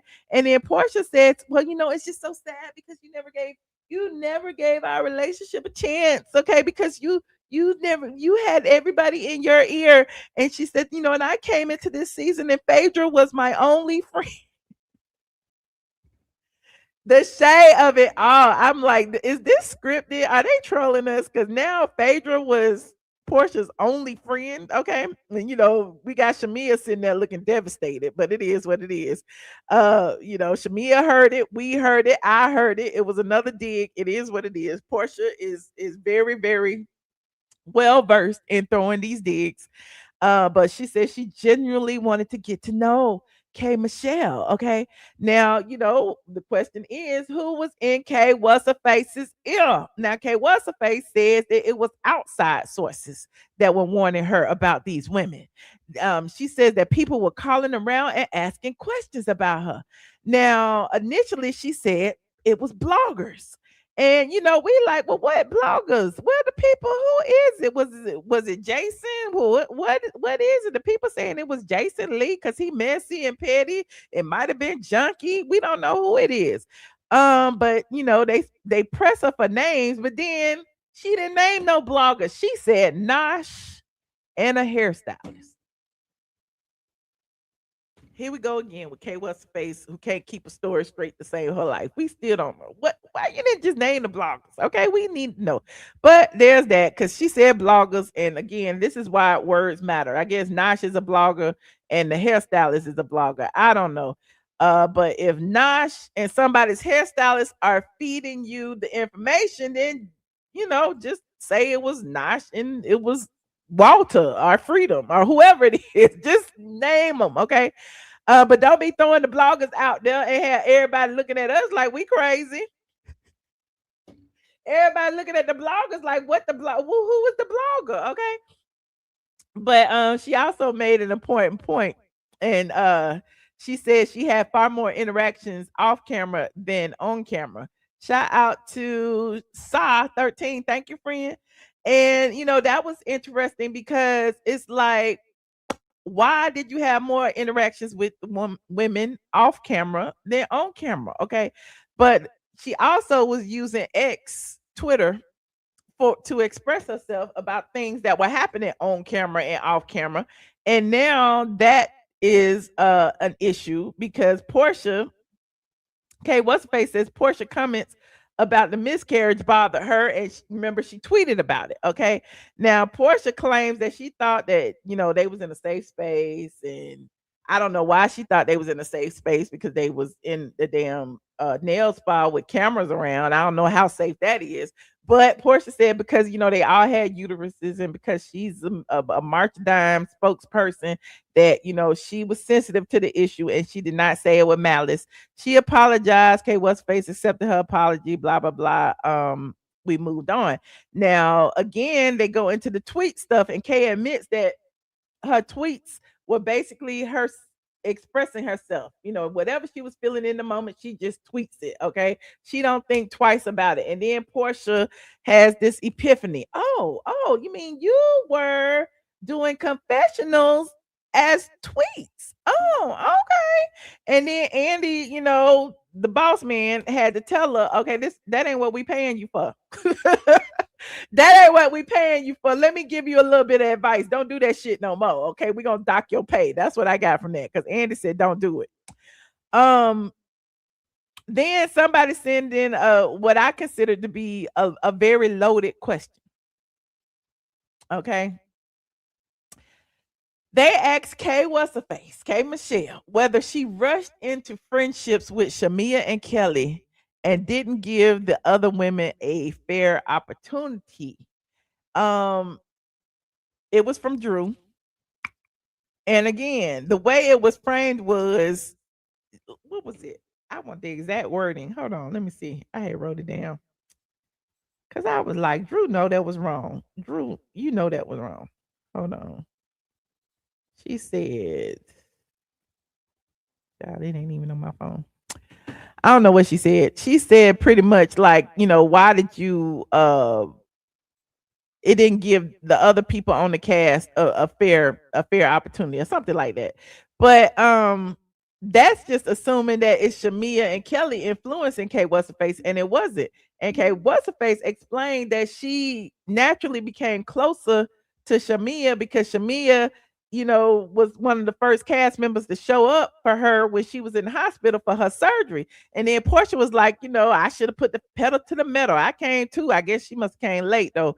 But Porsha said she should have drove faster. Now, Kate What's Her Face did admit something important. You said it was a messy question. It was. She said that this is what I found important with what Kate Michelle said. She said that she got closer with Shamea because she didn't like her being bullied. And she kind of like twisted her words a little bit because she didn't want to like go all in on it because I feel like her and Shamea didn't fill out before this. But she said there was times she defended Shamea because she believed Shamea was being bullied and she don't like to see people being bullied. And then she twisted it to say, well, she felt she was being bullied or something like that. And then here go Angela. Against what? I mean, what was she being bullied for? It's like, Angela, shut up. Angela, we trying to figure out what's going on over here. And here go Angela way over there running her big ass mouth. Okay. Nobody rang your bell, Angela. Shut up. But Shamea made an important clarification. Okay. She basically said she never asked K Michelle to defend her. Okay. So all the people saying that it was Shamea and K What's Her Face ear, no, now that it was not. Even when K What's Her Face said that she was being told by people that all these women were against her, it was not Kelli, it was not Shamea, it was bloggers that turned out to be Nosh and the hairstylist. Still to this day, we don't know who it is. Kay What's Her Face also agrees that Shamea never asked her to take up for her, and I feel like that's important to note because apparently throughout this entire season, everybody has felt that it was Shamea behind the scenes, being a puppet master, when in all actuality it was Porsha. But I digress. Now, oh wait. The question was Drew asked Shamea what her intention was. Oh, she asked, this is a question for Drew. I'm sorry, I was mixed up. Drew asked Shamea. Okay, you know how they had the housewife submitted questions. So Andy had this question and it was from Drew. And Drew asked Shamea what her intention was that she allegedly told K Michelle that women didn't want K Michelle to be friends with her or something like that. And she also asked and whether Shamea understands that comments like that could influence someone's perception before they even have an opportunity to get to know the group. Now, Drew know damn well that K What's Her Face was not talking about anybody in the group. And I feel like everybody on that cast knew that K What's Her Face wasn't talking about anybody that's in that group. And so I feel like that's the question right there that was intentionally misleading, because Shamea's response was these women that K What's Her Face is talking about aren't even a member of this group, aren't even here on the stage, aren't even a member of this RHOA friend group. So I don't even know why we talking about it. Okay. She said she never told K What's Her Face not to be friends with anybody on the cast. Okay. Then she brings up another good point, and she said that K What's Her Face had dropped her off after when they had went out that night, and that she dropped her off to meet Candy. See, Candy's name had to come up, and Candy is friends with the women that K What's Her Face is talking about. And K What's Her Face then chimes in and said, the mean girls of Atlanta, the mean girls of Atlanta. And then Shamea said, listen, I ain't getting into all that because I'm friends with them too. Okay. And I guess that's why Andy pissed off, because they ain't on the show. I don't know. But it seems like if Shamea was trying to isolate K What's Her Face from the group, then it's all of that has fallen flat at this point. Because why would she facilitate K What's Her Face being around, other people? Like it's just weird. So now Shamea shut all of that down as far as, she's not trying to, stop her from being involved with anybody in the group. It was about Candy. And then she said, we got into the final one of the final questions. Andy brings up something that apparently happened off camera between Shamea and K What's Face. According to Andy, Shamea previously indicated that something happened. And Andy asks about it. And Shamea says, well, I'm gonna defer to K What's Face. Okay, I'm gonna let her tell it since she the one who brought it up. And then K What's Face was like, I didn't bring it up, you brought it up. And then she was like, you absolutely brought it up. And they going back and forth, that hooting and hollering that they've been doing this whole episode. And Andy, was like, well, hold on. Let's take a break. Okay, take a break before we get to this tea. Okay. And go ahead and set your belly back, and we'll be back next week, child. And that was the end of. So I'm just trying to figure out, wasn't it K Michelle who brought it up first? Because isn't she the one who was telling people that Shamea mama said something and she said it on the Twitter? Isn't that what had happened? I thought that was what had happened, because it wasn't Shamea that brought it up first. But I'm digressing. But again, like I said, this entire episode has been the Bash Shamea show. Okay. I have spent an hour and a half talking about an hour long show. I have spent an hour and a half talking about an hour long show, but I interjected and added some of my opinions in there, so you'll know what I thought. But I would love to hear what you what you thought about it. Okay, I would love to hear what you thought about this episode. You said, as if we need Cynthia to be another Porsha Brown noser. You know it, because she gonna be over there, and she is definitely going to be standing up for Porsha. And you already know she pissed off at Shamea for claiming the room was dirty. So there's another person who's gonna be on the hate Shamea train. But Shamea better be getting paid good, okay? Because clearly, and then it's something against Shamea, because why didn't Shamea get that first chair? Okay, what's the face didn't need to be there. Honestly, from what I've seen, K What's Her Face should have been sitting where Shamea is, and Shamea should have been sitting where K What's Her Face is. If everybody on that cast is gunning for Shamea should have been right there. But I'm feeling like Porsha pulled some strings. Porsha got in Andy's ear. Something happened, and Shamea was sitting in the third spot, child. She was sitting in that third spot. You said Shamea is Candy's lapdog. How's she Candy lapdog? Candy ain't even there. You missed it. You go back and watch the replay. Okay. I'm mad that we know anything about Nosh and Blak. Okay, like why we talked about them for whole segments? If you wasn't gonna bring them out, put them on the stage, put them on a screen or something. Stream them in. We needed to see Blak and Nosh. Okay, we need to hear from them.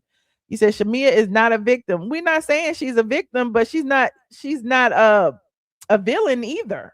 Okay, let's be clear. Porsha isn't a victim. Okay, so I mean, it's just that they villainize Shamea so much and act like Shamea is behind everything, and now we see she's not behind everything, and y'all still say she behind everything. It's crazy. I don't get it.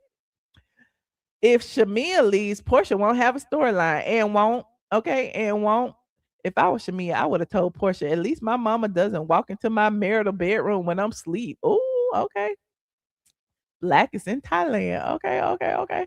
But there is that. Before I get into any calls, I guess while y'all figuring out if y'all gonna call, it's 11:37. We got about 20 minutes we can chill. Okay.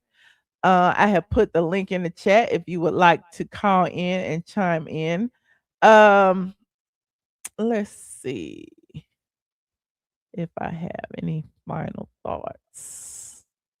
I don't know. I don't think I have nothing. After watching part one, do you think there's any chance they can repair their friendship? And that's a no. I don't know. They might. I mean, who's to say? Who's to say? But what do you feel about the K Michelle situation? And K Michelle basically clearing Shamea of being involved in, the back and forth or being in her ear. Now, I'm sure that, there's some issues with Shamea that caused K Michelle to turn on her, but at the same time, I'm just feeling like K Michelle felt like she was on the wrong team and she need to switch it up real quick. That's how I feel. You said Shamea is just playing the game like everybody else. You think so? You think so? You said this is the richest black woman in Atlanta featuring Porsha, Toya, Phaedra, and others. Okay. Uh-huh. Let me go look online, see what's going on. Now, I also forgot to mention we finally met Jarvis, child. We finally met Jarvis at the beginning of the reunion. I should have mentioned that first, but I didn't. But on Kelli's new boo, what's Kelly's Instagram name? Hold on, let me find it.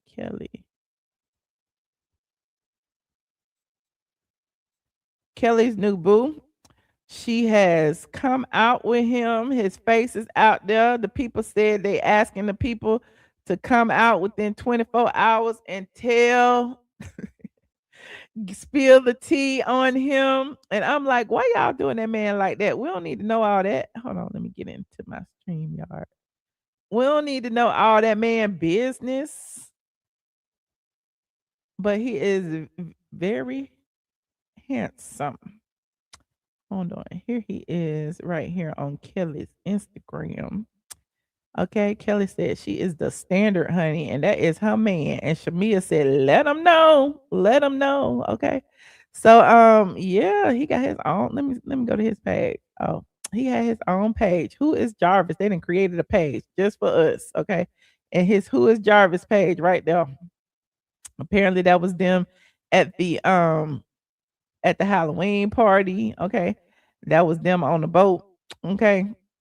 And that's them at the reunion. Okay. So salute to Kelly and Jarvis who paid $70,000 for her teeth while she needed money for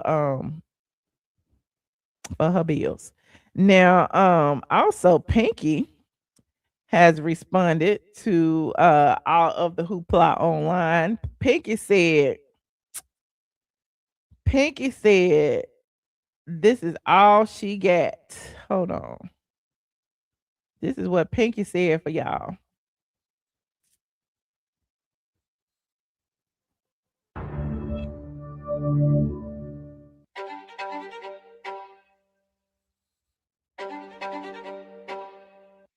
Pinky said this is her Netflix documentary on how everyone announced her pregnancy before she did.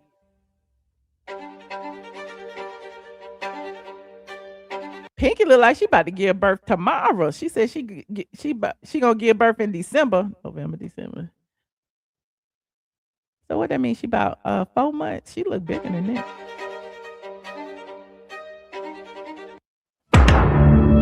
Okay, shout out to Pinky. Okay, shout out to Pinky. You said I hope that man buy her a house to live in. Ooh, hold on. And then Shamea, I'm going to everybody's Instagram chat, the people I can go to. And Shamea has been giving us little snippets of behind the scenes of her dress. Hold on. This is when she was getting ready. This is when she was getting ready and she was playing Nuck If You Book. I can't play the music.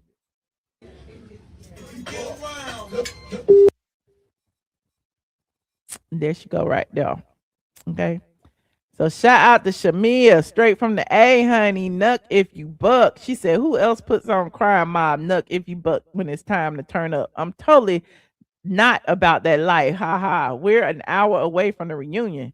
So there goes Shamea. Shamea look good, honey. I think Shamea was best dressed. I don't care what y'all say. Shamea's dress was everything. And she showed a snippet on her YouTube channel of when she got the dress. Hold on. Let me go to Shamea's YouTube channel. Hold on. Shamea's YouTube channel is better than the show. She be telling us all the stuff going on in her life. So on her YouTube channel, she shared several short clips of her getting ready for the reunion. Hold on. Let me start at the beginning. Let me start. Oh, she got several of them. Okay, this is the night before the reunion. Hold on. Hey best friends, I just made it back to New York, so I'm about to check into my room. Yay! And I'm in for 901. Let's take a look. As soon as you enter, ooh, the bedroom. So nice. You come on down the hall. Miss me. Going down, this is the bathroom, shower. Oh, a nice bubble bath would be good tonight. Yes, come through, Shamea. Okay, Then, we're in the room. Okay. I am here with Chanel doing my dress fitting. Y'all don't mind my, just snatch my wig off. Y'all look at this dress. Oh my gosh. Look at the dress. Oh my gosh, Chanel. Girl, what you think? Amazing. 10s across the board. Y'all. She's not even snatched all the way in yet. It's insane. And this. He's ass cute. He's ass cute. I'm not gonna do that. We went through so much to get Hell this dress. and high water. Okay? Hell and high water. Yes. Where's the box that it came out of? Let me just show y'all what we had to end up going through. What we end up doing. Because, y'all, shout out to my husband, Gerald, because he ended up DoorDashing it. Not DoorDash, bitch. I mean, Delta Dash till I eat a lot. He had Delta Dash send it, but he couldn't have done it without my homie Marcus. Marcus, I love you so much. Thank you so much. We went through so much to get Hell and high water. Good morning, best friends. It is reunion day. I am sitting outside of the Chelsea studios waiting to walk in. A very big day in store for me. We shall see. Good morning. All right, that's not my issue. Shamea doing the most. Okay, let me keep going. Man, coming Get again. her hair done. The wig is being laid on. It's not a wig. What is it called, Stitchy? It's a frontal. It's a front.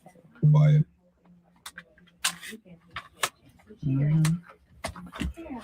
Okay. Baby, go on, relax. Doing this. Oh, that's the song. Baby, go on, relax. I can't play it though. Let me turn it on. I'm having all of that. You never had somebody gonna be what you need. Shout out to Shamea. Y'all go get that single, Never Had, okay? So she got the time lapse on her glam squad for the reunion. Okay.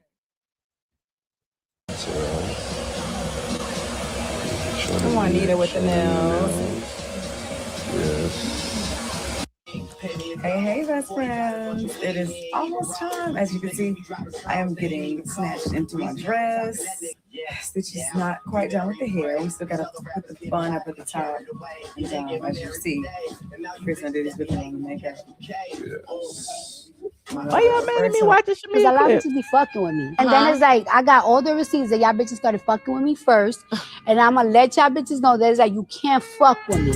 Because a lot of bitches be fucking with me. And then it's like, I got all the receipts that y'all Shamea said bitches. she got a booker Hit that receipt. shit, Kelly. Go. Okay, so salute to Shamea. Hold on. Let me see who else I can get. I can't get no more people. You said you can't wait to see the receipts. Me either. Nobody is calling in. Okay, I guess I'll call it a night and I'll start I'll do another live tomorrow. I'm gonna go live tomorrow because I got a whole bunch of stuff that I didn't talk about tonight that I want to talk about. Okay. That didn't have anything to do with Housewives. So I guess this is the full Housewives vlog, and then I'll save the rest of the tea, okay, for the next live. Okay, so like this video, please and thank you. If you're just getting here, watch the replay. Y'all let me know what you think of part 1 of the reunion. What would you grade it? A, B, C, D, F. Okay, let me know. I would give it a C. Well, yeah, I would give it a C. I would give it a C. It was a lot of hooting and hollering, and it was too much time spent on intrusive things like who you fucking, pretty much.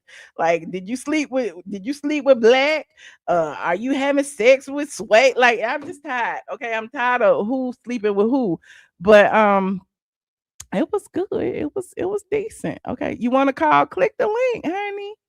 Click the link. You said you would give it a B. Okay.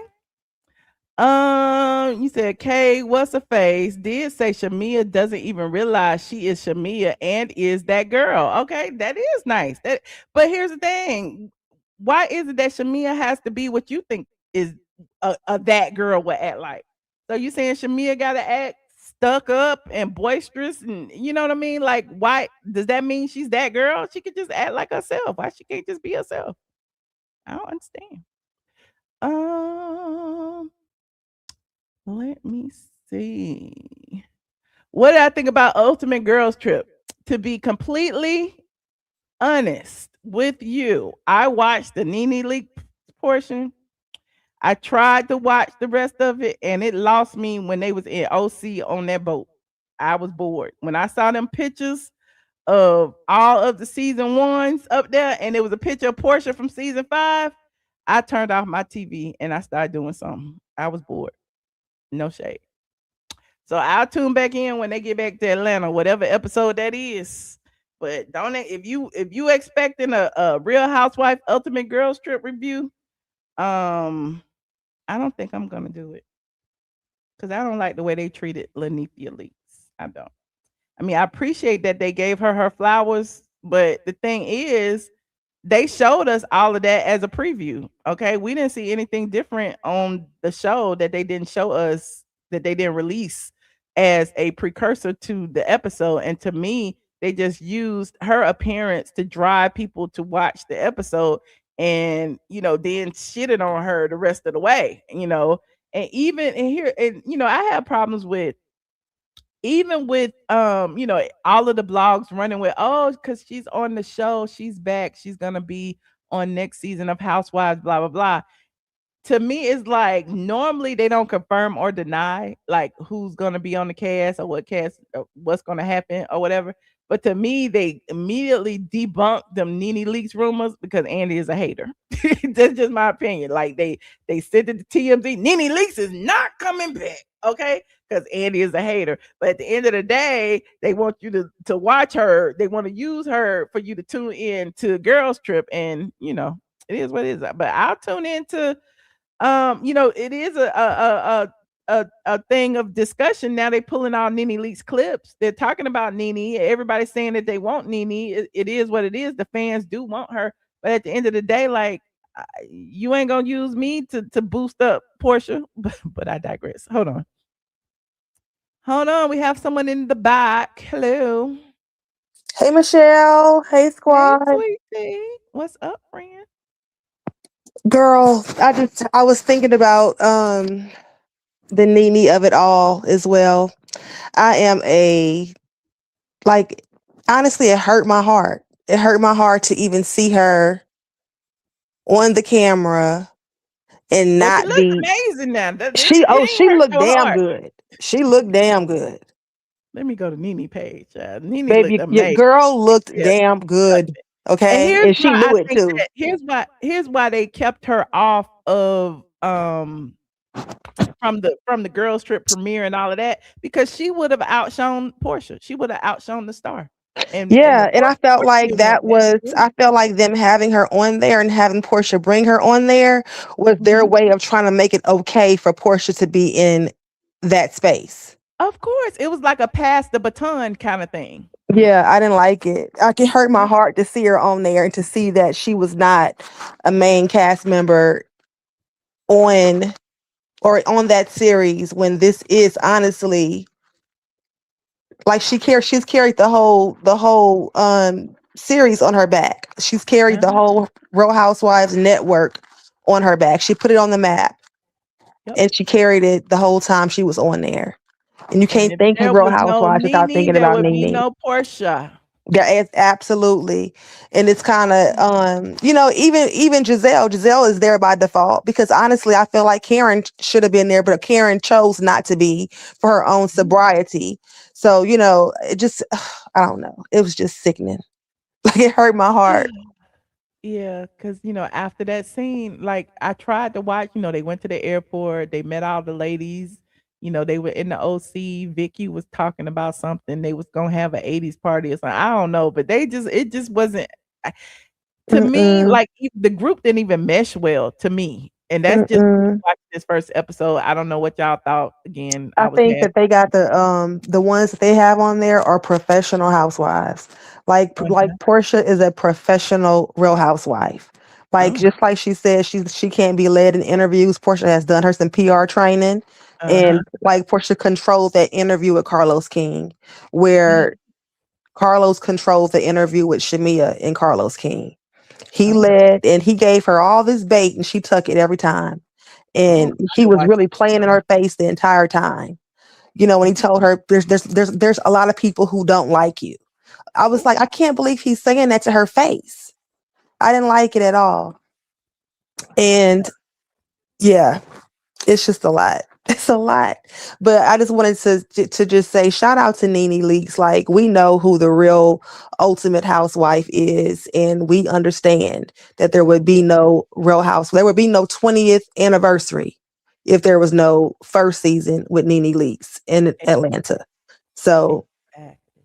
it is what it is. But that's it. It's late in Atlanta, and it's late where I'm at too. So All right. I'm gonna Well, go. go to sleep, But honey. It is late. I appreciate you chiming all in. right, good night, y'all.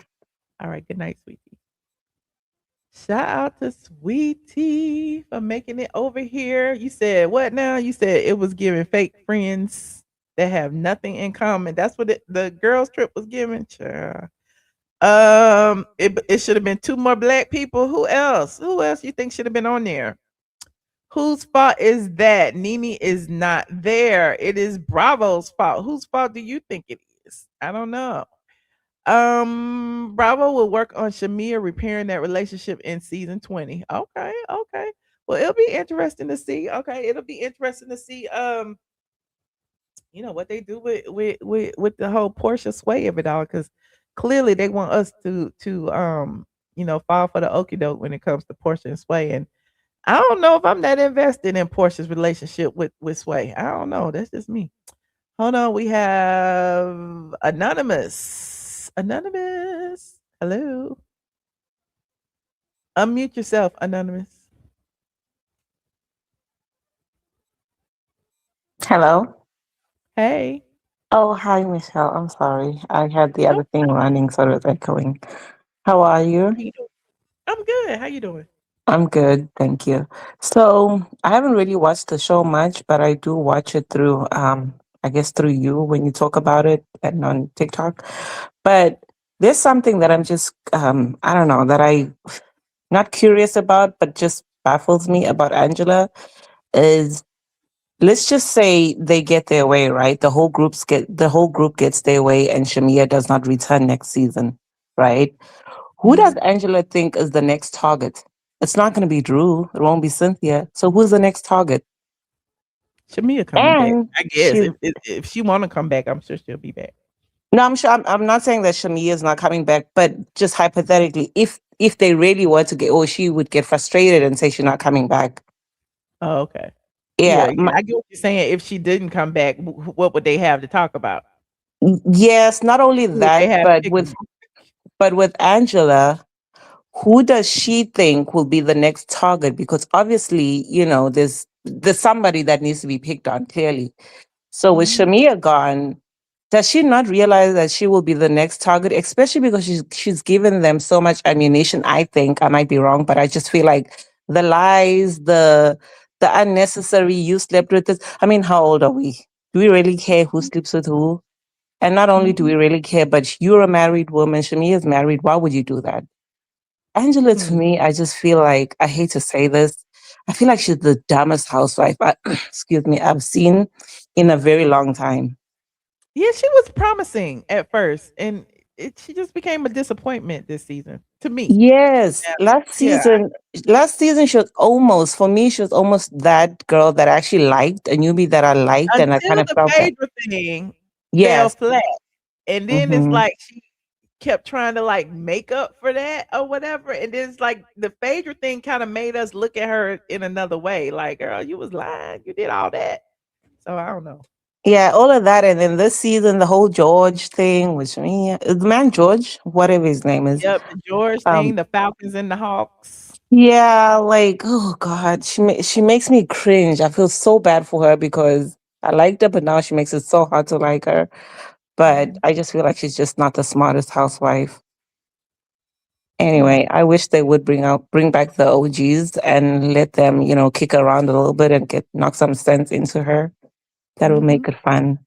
Anyway, They need one, honey, to bring Porsha down to earth because clearly I don't know. When she said something about I'm not led like you new girls, I'm like, oh, okay. and I don't know, maybe I'm reaching, but Portia to me makes the show not fun. Well, I don't know if it's Portia or it's the girls around her who praise her Mhm. and who almost like kiss her behind. It just makes the Mhm. show so Mhm. we need Nobody to some. hold her accountable. Nobody like it's Yeah, not interesting. We at need some people all. on there who are equals. You know what I'm saying? Because even when NeNe was on there and we knew NeNe was queen, everybody was kind of like on the same page. Like her and Yes, Cynthia, her and Kenya, her and Candy. Like they could go to blows and but now it's like everybody is like looking up to Portia as if yeah. she's the goddess Um, of like housewives or something. as if It's she's like, the one who signs their paychecks. mhm, It's annoying. I mean, yeah. I wasn't a fan of Kenya, but I actually enjoyed the back and forth with Kenya. Those days, none of the housewives were afraid of each other. Everybody would speak up. I mean, even flip flopper Cynthia would say something back Mhm, then. mhm. Now it's just like, oh, Portia, what do you want us to do, Portia? Oh, Lord. It's just, anyway, Now thank you what for show are taking. we watching? We watching the same show you watching. Take off them rose-colored glasses, blessed woman of God.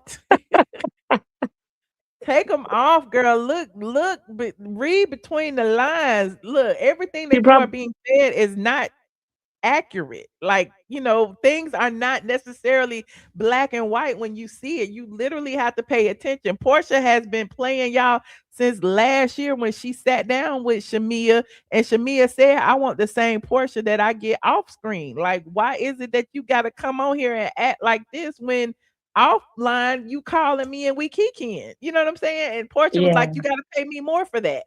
So it's like now, it's like since Shamea called her out, it's like she's she's ignoring Shamea totally. She's pulling a NeNe Leakes. What NeNe did to Marlo is what uh Porsha is now trying to do to Shamea. Because that season when Marlo went behind NeNe's back and started hanging out with Kenya and doing all this other stuff, NeNe that next season just ignored Marlo. She wouldn't mention her. She wouldn't talk about her in interviews.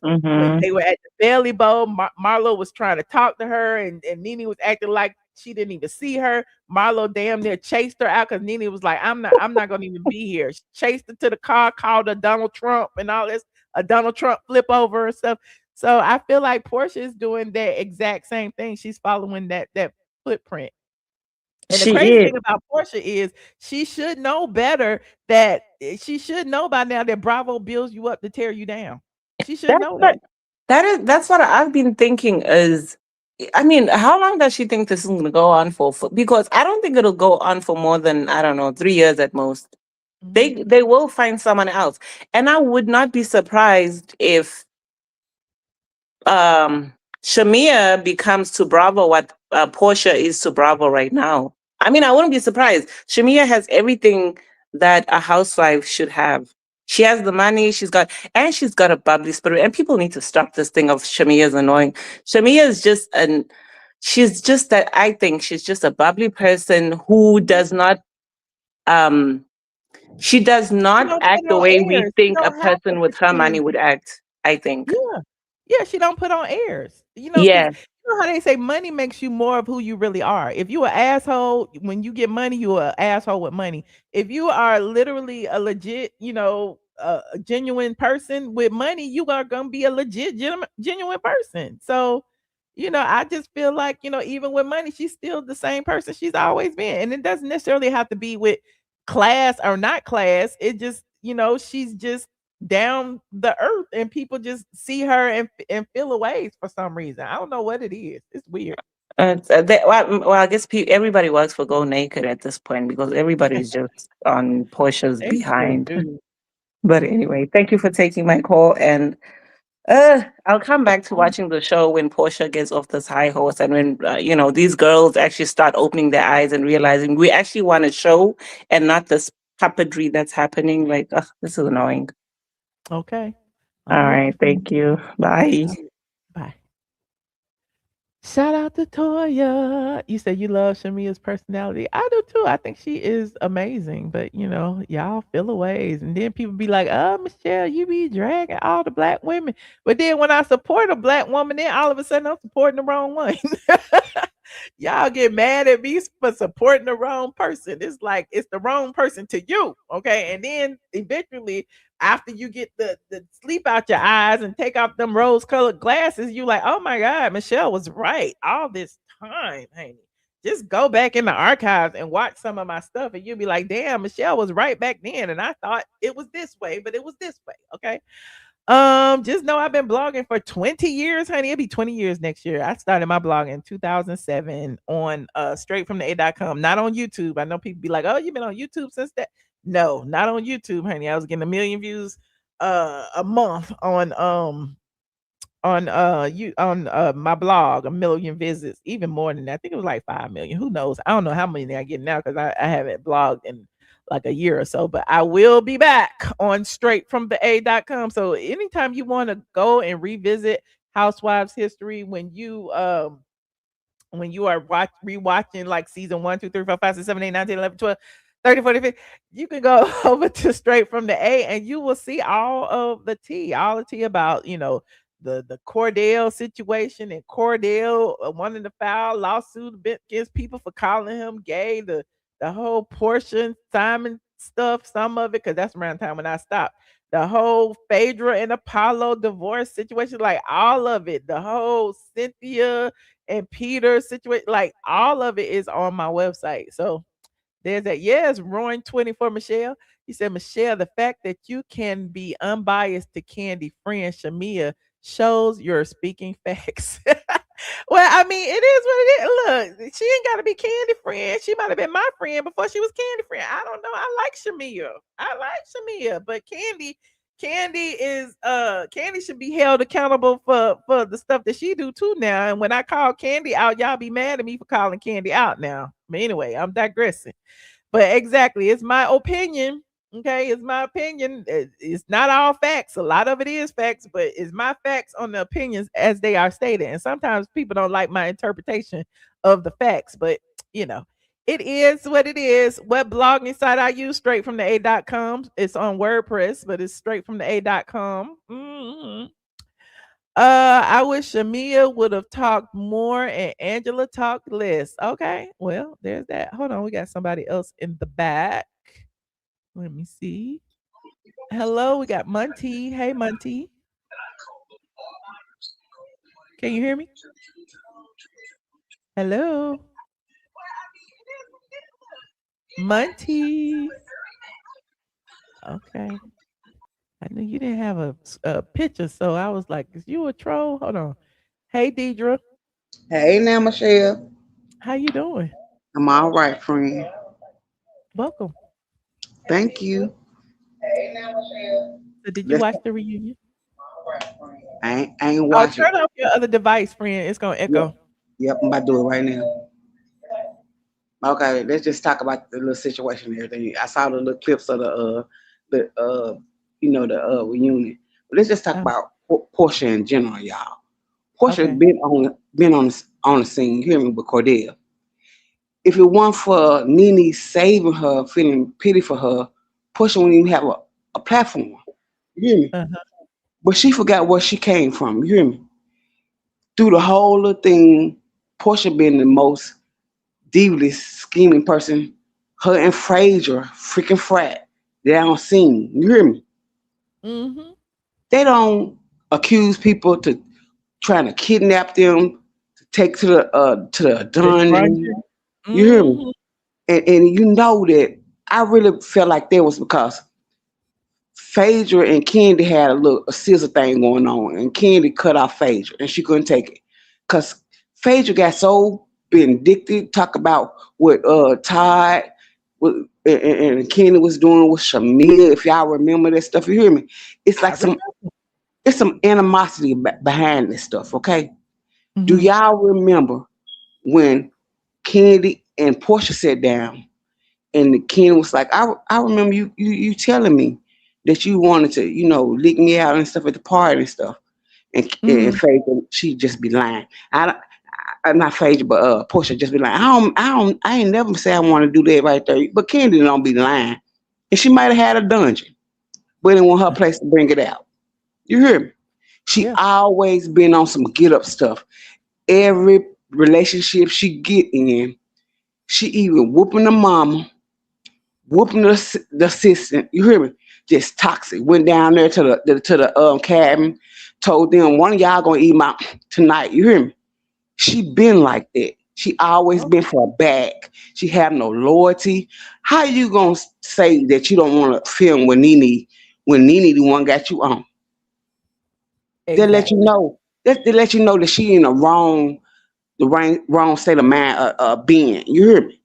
She Uh-huh. back. If you're not with her doing what she want to say, if you ain't her lap dog, she will cross you over and try to take your bag from you. She tried to do it. She doing it to Shamea right now. Shamea got everything, even though y'all think she's slow or whatever. But she got the money. She got the cars. She got the lifestyle that they want to have, even though she might not Mm-hmm. be happy because she can't produce a son for her husband. But she's still who y'all want to be, and she can't be fake. Shamea can't be fake because she already Why who y'all she be is. acting like Shamea ain't happy? Shamea look happy to me. They be thinking like she got all that money, but she ain't happy. Look at her falling behind Porsha. Her and Porsha grew up together. I really believe that they did something when they was little, like sister sister. Cause they got some kind of attachment to each other, y'all. You hear me? Just peep that Mm. she don't never want to cross Porsha. Porsha don't have no mind. I mean, no means or care about her in the world, like messing up her stuff, her birthday, making her look dumb. Porsha will put stimulus on Shamea. Like, I want you on my show, but Shamea was doing radio shows before, talk shows before Porsha. Porsha Uh-huh. crossed over on this network. Did Shamea complain about that? How That's you true. gonna be? How you gonna be double standard with your best friend as a child, even though your mama and her mama had some kind of incident? But if y'all loyal to each other, shouldn't one person be more loyal than the other? She ruined that girl's birthday. You hear me? Mm-hmm. She out there with her husband in the truck. Porsha think ass gonna jump out and get in front of camera and start twerking. This shit is disgusting. How old are you? And stop downing that girl for being who she is, which is a loyalty person to Porsha as a friend. But Hmm. she's so sweet, they took the girl kindness for weakness. And now Mm-hmm. she don't know where to stand with her stuff. And y'all Yeah. like, everybody like, she just too soft. But when a person get backed up in the corner and start like clawing, y'all think they crazy and weak. But ain't nothing Mm-hmm. wrong with that girl. She just tired being loyal to a person who wasn't loyal to her. You hear me? Exactly. Exactly. It take people with wisdom to see through it now, because Yes. other people just be looking and just be, taking everything at face value, and you can't do that. Yep. And you know why Andy like her? Why? Cause Porsche part of the rainbow. You hear me? Yeah, that's exactly why. And soon, like she thinks she really won with that house. I got the house. No, bitch, you got $50 million of debt. You 50 hear me? million. Damn near Not 50 50 or million. 40. Look, at least 50 or 40 million because of everybody put a lien on her house. Each It's lawyer. 8 You hear me? million. That was Okay. Simon said, it was 8 million. I'm just saying it's a lot. It's a lot. It's a lot. You hear me? Yeah. You is not selling that much coochie to come up with that right there. You hear me? To hold some kind of entitlement or pride type of shit. And while you being prideful, you hurting everybody that been there for you when you was a child. You dogging them out because that girl said, "I've been knowing her since we was kids. Friendship ain't worth that. Trying to hold on to it when you kids, and not just like earn them out, even though they earn you out. You know what I'm saying? I think Shamea have dignity in class and moral compass. Porsha ain't got nothing. Porsha moved from bag to bag. You hear me? Soon as that little girl run out of money, she gone. She thought she had something inside me. She act like I ain't never seen nobody every time they can get their way that start falling out on the floor, crying like a little ass child. You hear me? In my life. Bag to bag, man to man, now to girl. Ooh, not girl to girl, child. Well, the man said Porsha gonna have a problem with lesbian. We gonna see what happens. Yep. Well, I appreciate you, Deidre. Thank you for calling. All right, y'all have a nice night, okay? Thank you. You too. Hold on. Everybody start calling when I'm getting ready to hang up. Hey, beautiful. Hello. Wake up, beautiful. Hello, Michelle. hear- Can you hear me? Oh, yeah, I can hear you now. Hey.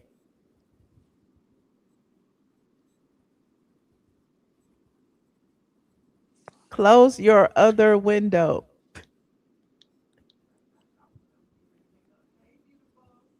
Hi, Michelle. Lord. I can't hear you, but can you hear me? Yes.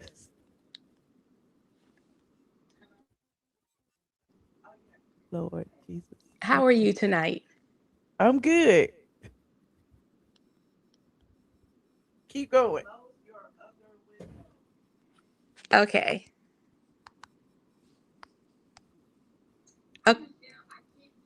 Okay, can you hear me now? Yes. I'm sorry. First of all, I want to say thank you for always speaking up for cancer survivors. My pleasure. I'm Oh, sorry. my This God. is my first time calling in, but I'm a longtime listener. Thank you. Do you have me on 2 devices?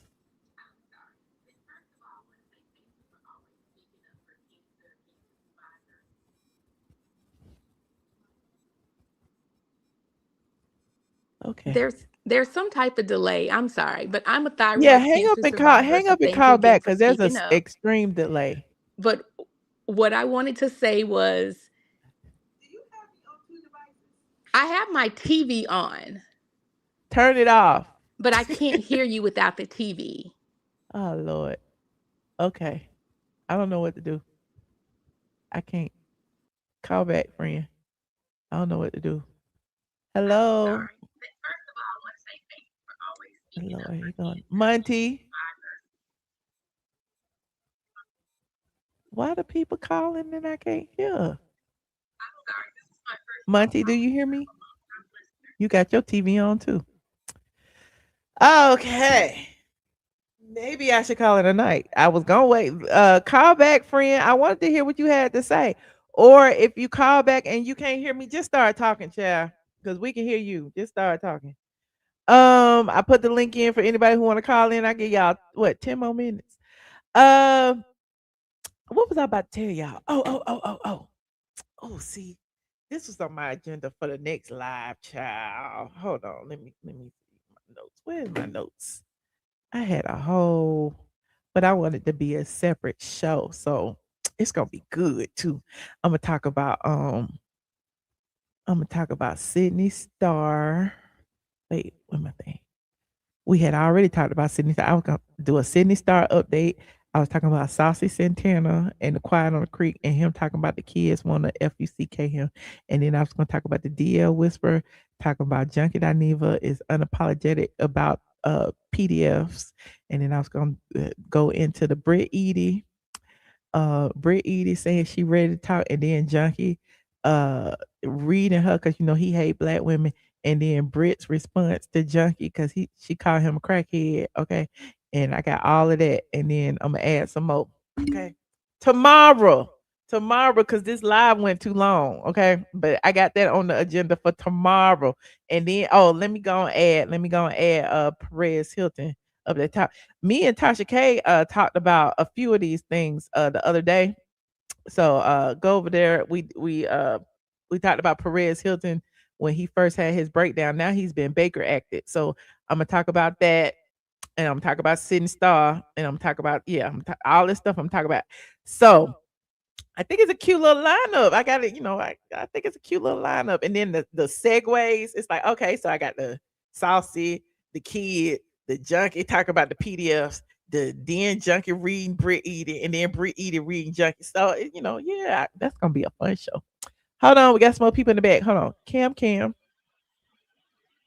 Hello. Y'all can't hear me? Is it me? I don't know what's going on, Cam. I can't hear you, friend. Okay, let me go to Dr. Love. Dr. Love, can you hear me? Yeah, I can hear you. Can you hear me? Oh, okay, yes, I can hear you. Hey, it's been a while. Welcome.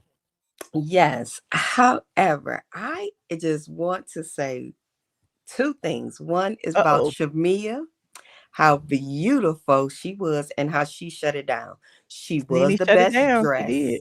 She was the best dressed. All the ladies look good, but Shamea truly was the best dressed. Mm-hmm. Yeah. Yes. And then secondly, I need Porsha and Simon to quit playing and just go and let us know that they're together again. Okay.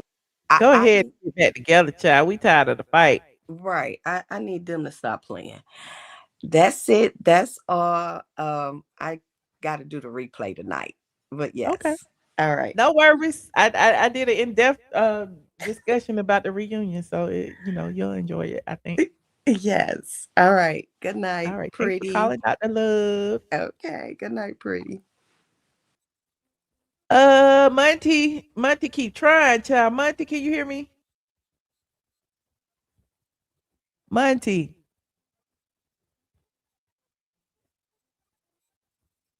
up here. Monty. Lord. Okay. I don't know what to tell you, Monty. I keep trying to put you up here and it just ain't working, friend. It ain't working. Hello.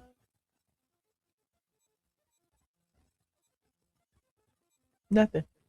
Well, anyway, on that note, I appreciate everyone who called in tonight. Again, I gave you my little agenda, my little slick agenda that I got for tomorrow.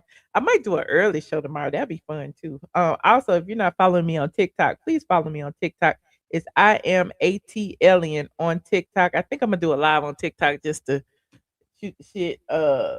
Probably I don't know if I'm gonna do it tonight or not, but I'm gonna do one today or tomorrow. So follow me on TikTok. I have a Kick account. Follow me on Kick. I am ATLien on Kick. Follow me on Twitch. ATLien Twitch. Okay. Follow me on all the things. And I may be doing some in real life content soon too, because we love to pivot. Hold on, Monty keep calling back, John. Monty. Hey Michelle, how you doing? Oh, I can hear you now. Hey. How good? Oh, you can hear me? Yes. Hey. Oh, hi. Listen, I've been following you, watching you for years, and this is my very first time calling in to you or any blogger on YouTube. Oh, so I well, thank you for taking my call. I watched your sit down with Tasha K. I just watched it last week, and I loved it.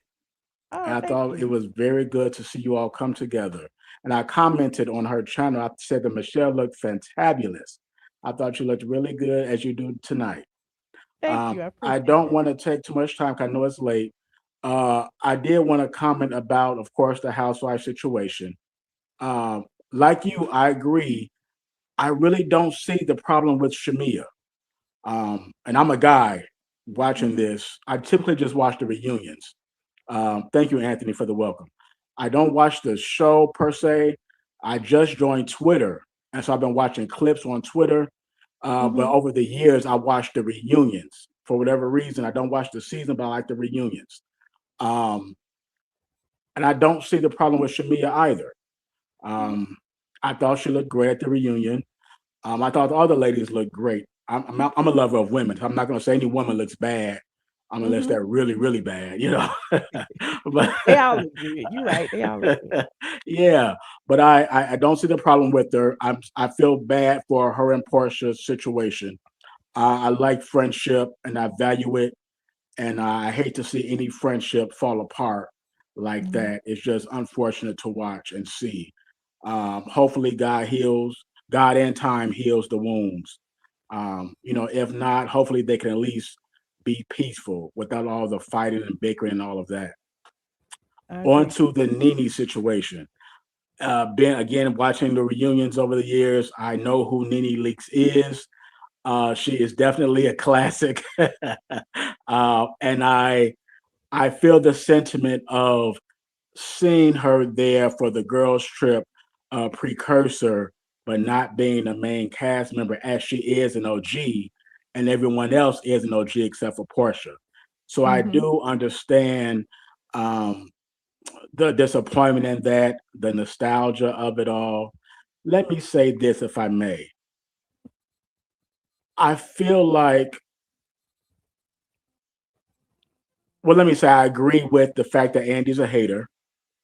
But let me say this, and I know people may, as you say, I guess the lingo is drag. So let me say I may be dragged for this, but I feel like sometimes we shoot ourselves in the foot.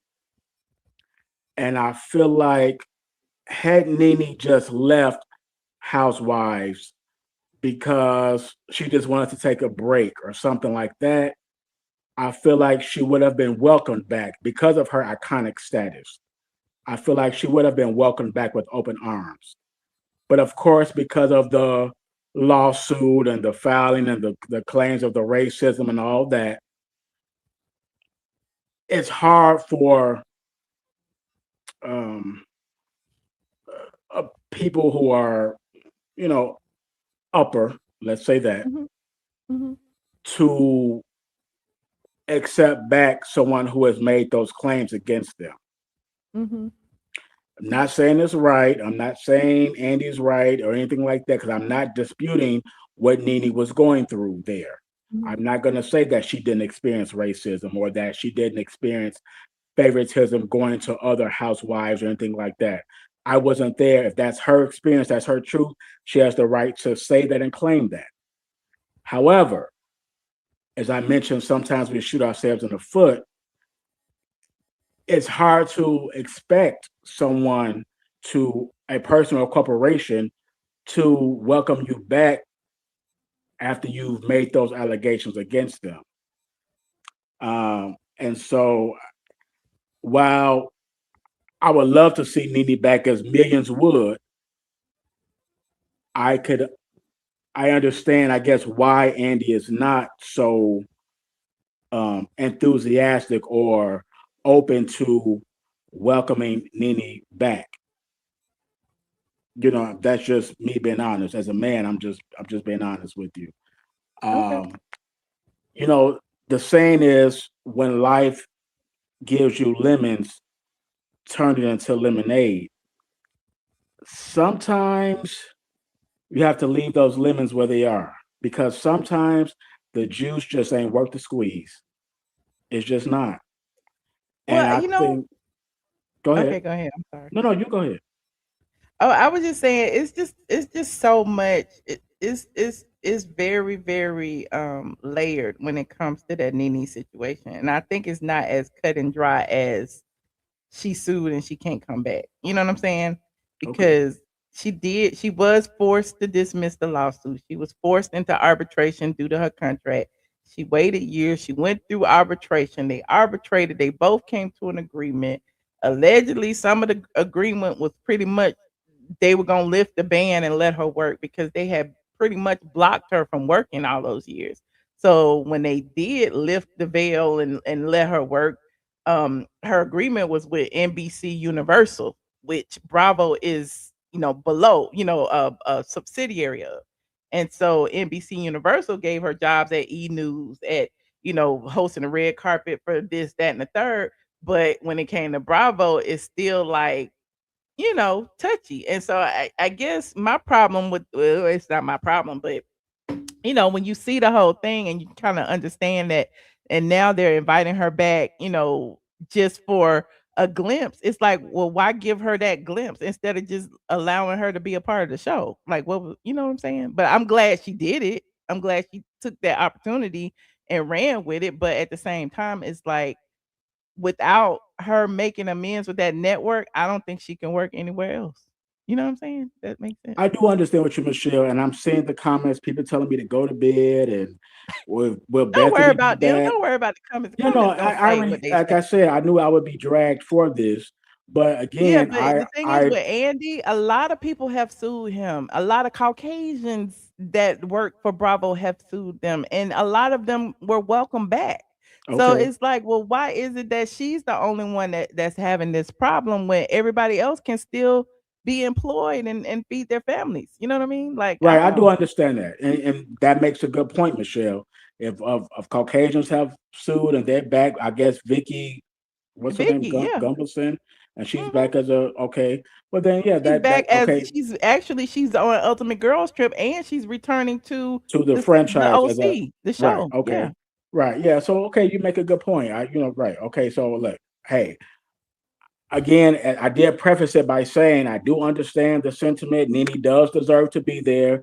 I said it was good to see her there, but also, like I said, I felt the sentiment of, wow, okay, she's there, but she's not there. You know what I mean? Mhm. And so I Mhm. agree. NeNe is an OG.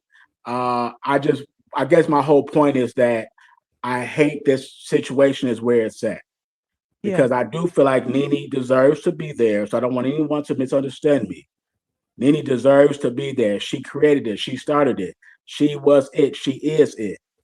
And so it's just an unfortunate situation, but I still have to stand on. I feel like, not saying that it's right, but I just feel like for whatever reason with NeNe, had that lawsuit not came about, had she just stepped away like Candy did and decided she wanted to come back, I feel like it would have been a smooth transition for her to come back.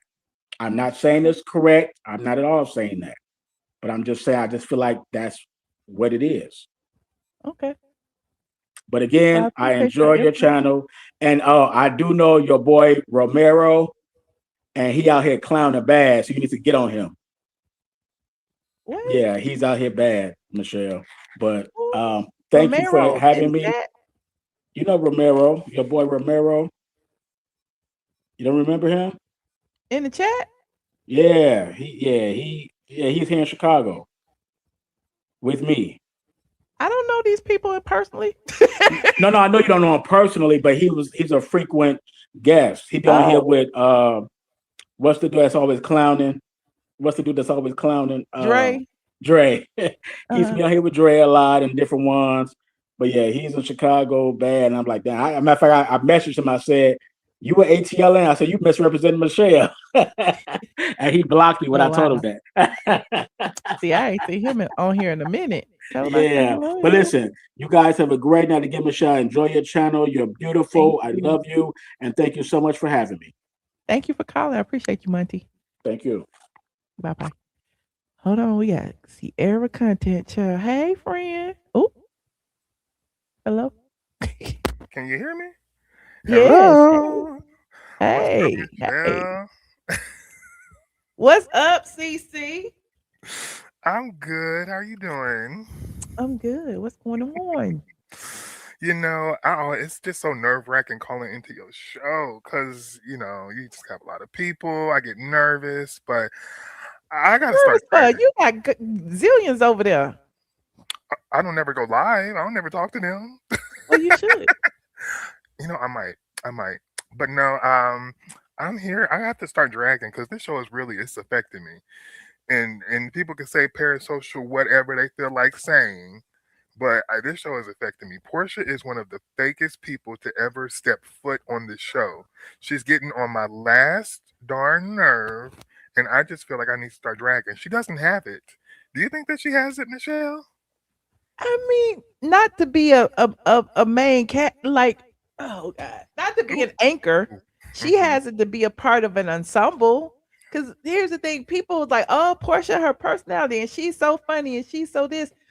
She ain't did nothing funny all season. She hasn't been lighthearted and joyful or whatever all season. So I'm like, y'all All talking about the season. Porsha of days past. Y'all talk about little sis when it used to be NeNe and everybody and Kenya and everybody, all together. But right now, Porsha by herself with her saying that Phaedra is her best friend and all, like, They I haven't don't even know if had I any like memorable moments together. Like, what memorable moments have Phaedra and Porsha had together this season? none, Like, how have absolutely we seen none. them, bond as girlfriends? I mean, they did the little tap Except tap when when Angela was Phaedra was lying. doing this. Back when the show was actually watchable. It's a disappointment. Like, I'm like shaken by Porsha. She's so pretty and she's so stunning and her body and all of that, but it's like that has like confused me this whole time. Like, she doesn't have a good soul. Like, how can she do Shamea like this? Like, Shamea is like the only person that she's ever been able to bring on this show as a friend. Clock that. Mhm. That's the only person that she's ever been able to tag along and bring about to mingle about with the group and all that. And it's like, you're doing her like this, as if Mm. she dragged you off the couch, as Right. if punched you or kicked you in your hoo ha. You doing her like Right, this? and it's to me, like, I don't know if, like I was saying earlier, if Portia has adopted Team Twirl or whatever, but Portia's fans are now mean. Like, they are vicious, and it's like the things that they be saying about Shamea and anybody that support Shamea, it's like, well, wait a minute, is Portia paying y'all? Like, what is this vitriol? Like, we all watching the show. They are like literally invested. You talk about parasocial, they be windmilling. It's crazy. I started to see that last year with how Britt was being treated. I was like, Mhm, look, when Britt said that about the pistol, it was shocking. But like, mhm, she didn't really do anything that bad to like make all the RHOA fans act like these rabid dogs. I think it's really just mhm. the current fans that are watching this show. Something is it's ticked off in their mind, and certain Yeah. people have gone insane, and they decided to watch Real Housewives every Sunday and let us know about it on the internet and be all hateful because the hate that Shami is getting, I agree, it's like overboard. And it's like we have Mhm, to pay attention to Porsha and her actions because she's the one that's billing herself as the star of this show. But how come your mm. solo scenes ain't on nothing? How come I'm you always still got to gonna film with stand by. I Dennis? feel like it's a bit of colorism involved with the not the cast and crew, but with the overall general public who watch Bravo. Bravo. Hmm. The audience is Caucasian, mostly is white gays. You know what I'm saying? And I don't And, think they and want a to lot see of a black dark gays skinned that black woman prospering. I really don't. That's just it's my a opinion. lot of white gays and it's a lot of black gays that want to be white. Let's clock it. Mhm. Ooh. Let's just call that because like remember they didn't want K Michelle on there because K Michelle came from the hood show. But I guess Real Housewives is like the upper echelon hood show. So what? Like K Michelle can bring her ghetto stuff over here and it's totally fine because Portia's hood, Phaedra, she done did what she done did. Angela is just a whole calamity. I mean, I'm not even gonna talk about Angela because did you notice she didn't really even have a segment this hour? Nothing. Right, not Nothing. yet. Anyway, she didn't have a little package, not yet. What else are we gonna talk about? How you don't have a good relationship with your daughter because you is Probably, I guess they're gonna bring her out or something. I'm just underwhelmed. I Are am they gonna bring the truly 2 husbands to sit how many husbands is it? 3 husbands to sit behind them? we got Charles, we got Pinky's husband, whose name I don't know. He didn't interact with anyone, so if Charles comes out, it'll be totally awkward. Like he has no place there. He has no place Mhm. there. And did you catch this season? Because I just remembered it. Charles, when he was doing a confessional with Angela, he was talking about how he did remember Shamea being like, on the basketball courts and being involved in all this different stuff. So it's like, why did you lie at the reunion? Why is everybody Mhm. lying? Like Mhm. it drives me insane because this is like one of my favorite shows. Me and my mama watch it all the time, and like me and my mama are actually watching like the earlier seasons, like the better seasons, and it's just it's like a chore to come back to these current seasons and to see what they got going on. It's like if everybody is going to be afraid of Portia, the show is going to flop. The real butt brown nosers of Portia is a flop in the ratings. Y'all can get Yeah. 600K and that's it. That's Girl, it. that's it. They getting watch what happens live numbers. Girl. Okay, nobody's tuning in. And Right. as far as NeNe coming back, Well, that's my to be girl. fair, those are what is it? Linear TV, like, day of, but Sure. so I mean, that doesn't take into account streaming like everybody always says. Yeah, but But, they ain't gonna it release is those what it is. streaming numbers, are they? I Huh? wonder why. If they were Yeah, they won't braggadocious, they would release them. release them. And from what I've heard, they're gonna start hiding the weeklies, allegedly. Yeah, I read something about the one of the dudes that owned one of the big websites. He lost access. Oh. That's nothing but control. Nothing Yep. but control. They're the Yep. Bravo people. They're tired of the fans dragging those ratings. They're like, Mhm. okay, stop dragging the ratings. It's hurting our Yep. feelings now. Yep. No, yeah, but I was about to say something else. Phaedra's also disappointing me. Phaedra disappointing me because she seems like she's afraid of Porsha now. Like, what is this? I mean, I think she is. I think Phaedra had to make amends with Porsha in order to be back. The same way NeNe had to make amends with Porsha to get that little scene that she, on Girls Trip. It's like with Porsha, they put Porsha in position to kiss the ring. Everybody is kissing the ring with hmm Porsha.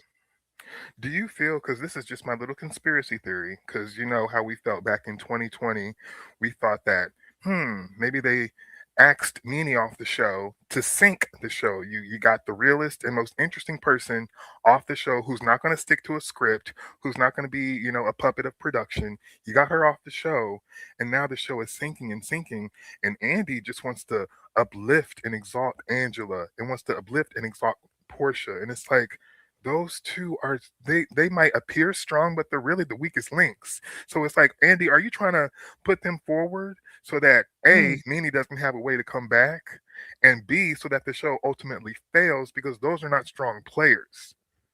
Those are not strong players for real. What do you think? I mean, I do see, like I said, I see the agenda of them kind of, propping Portia up to be, the new same sex couple of housewives, the one of the first, because there's never been one.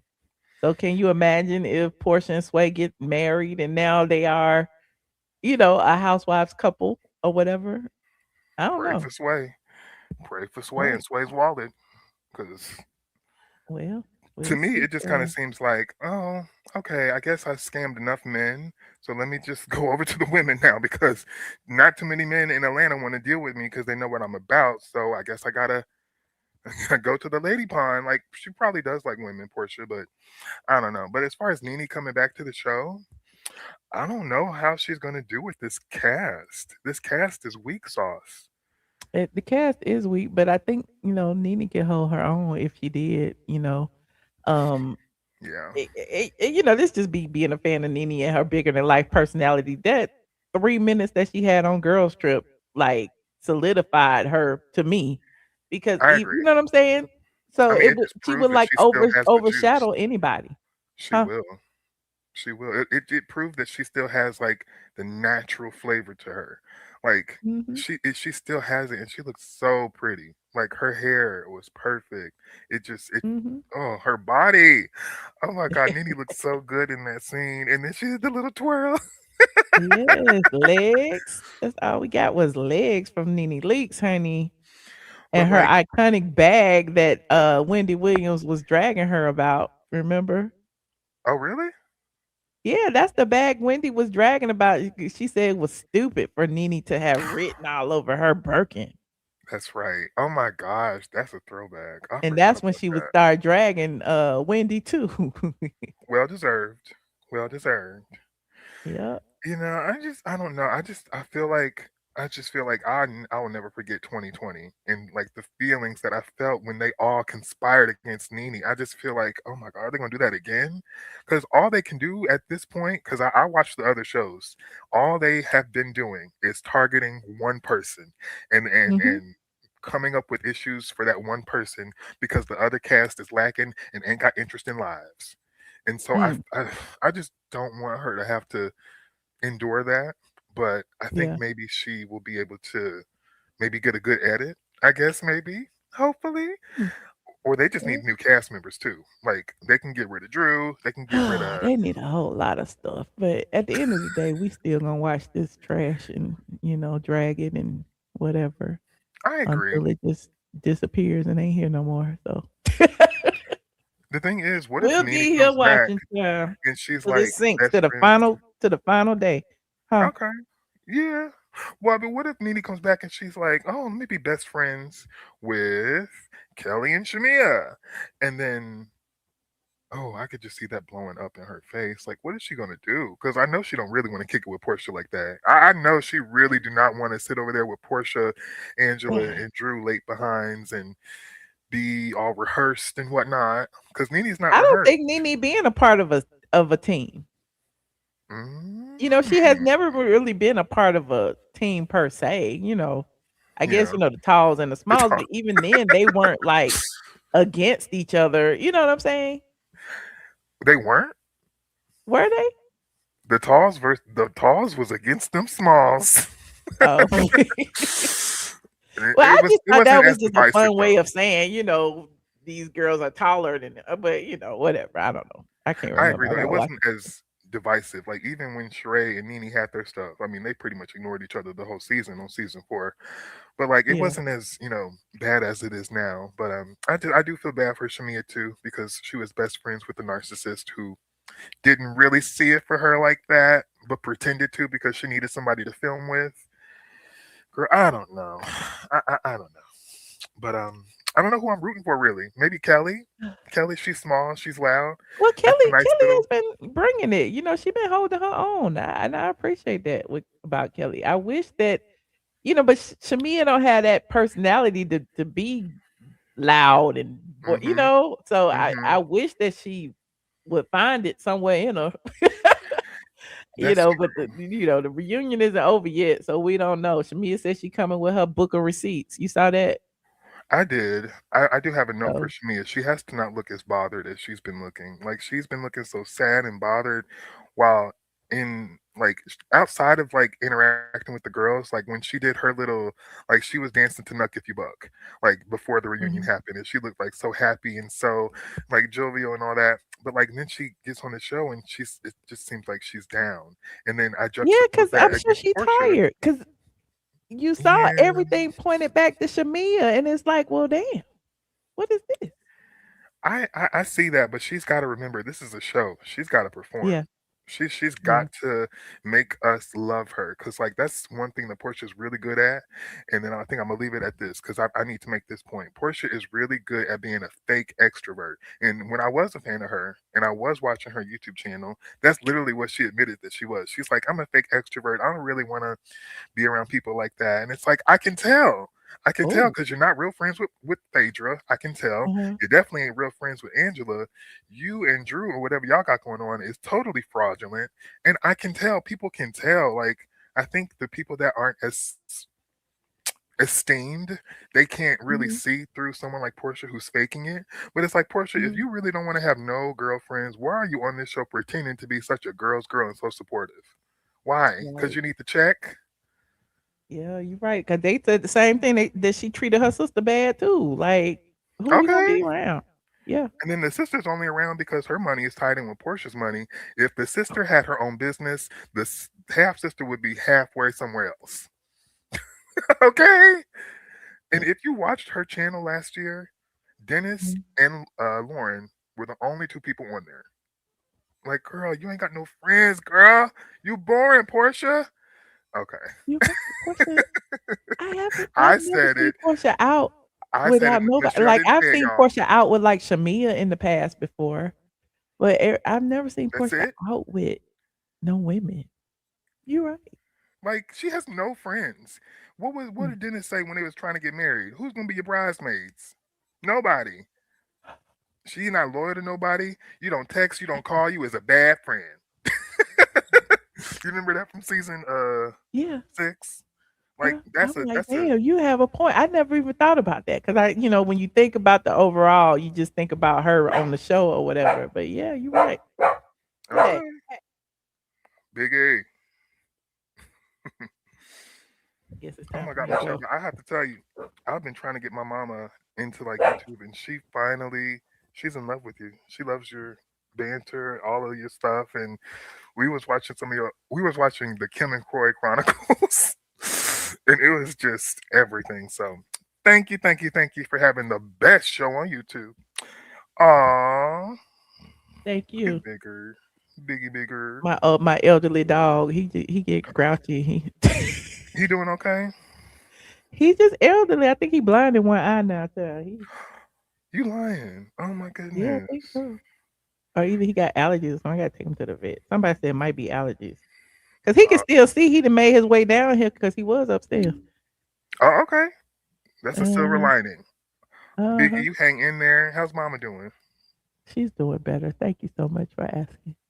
Yeah, I'm gonna keep She's her doing and your better. whole family in my prayers, and you know Thank what? Just you. thank you for everything you do, for being. I mean, cause like the thing about it is, Michelle, you don't even realize it, but like you be early.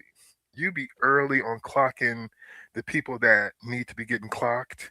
Like for a while, it was just like, oh, let's just all praise Angela. Let's just all praise Angela, and then little by little, you other people start to see what you already saw.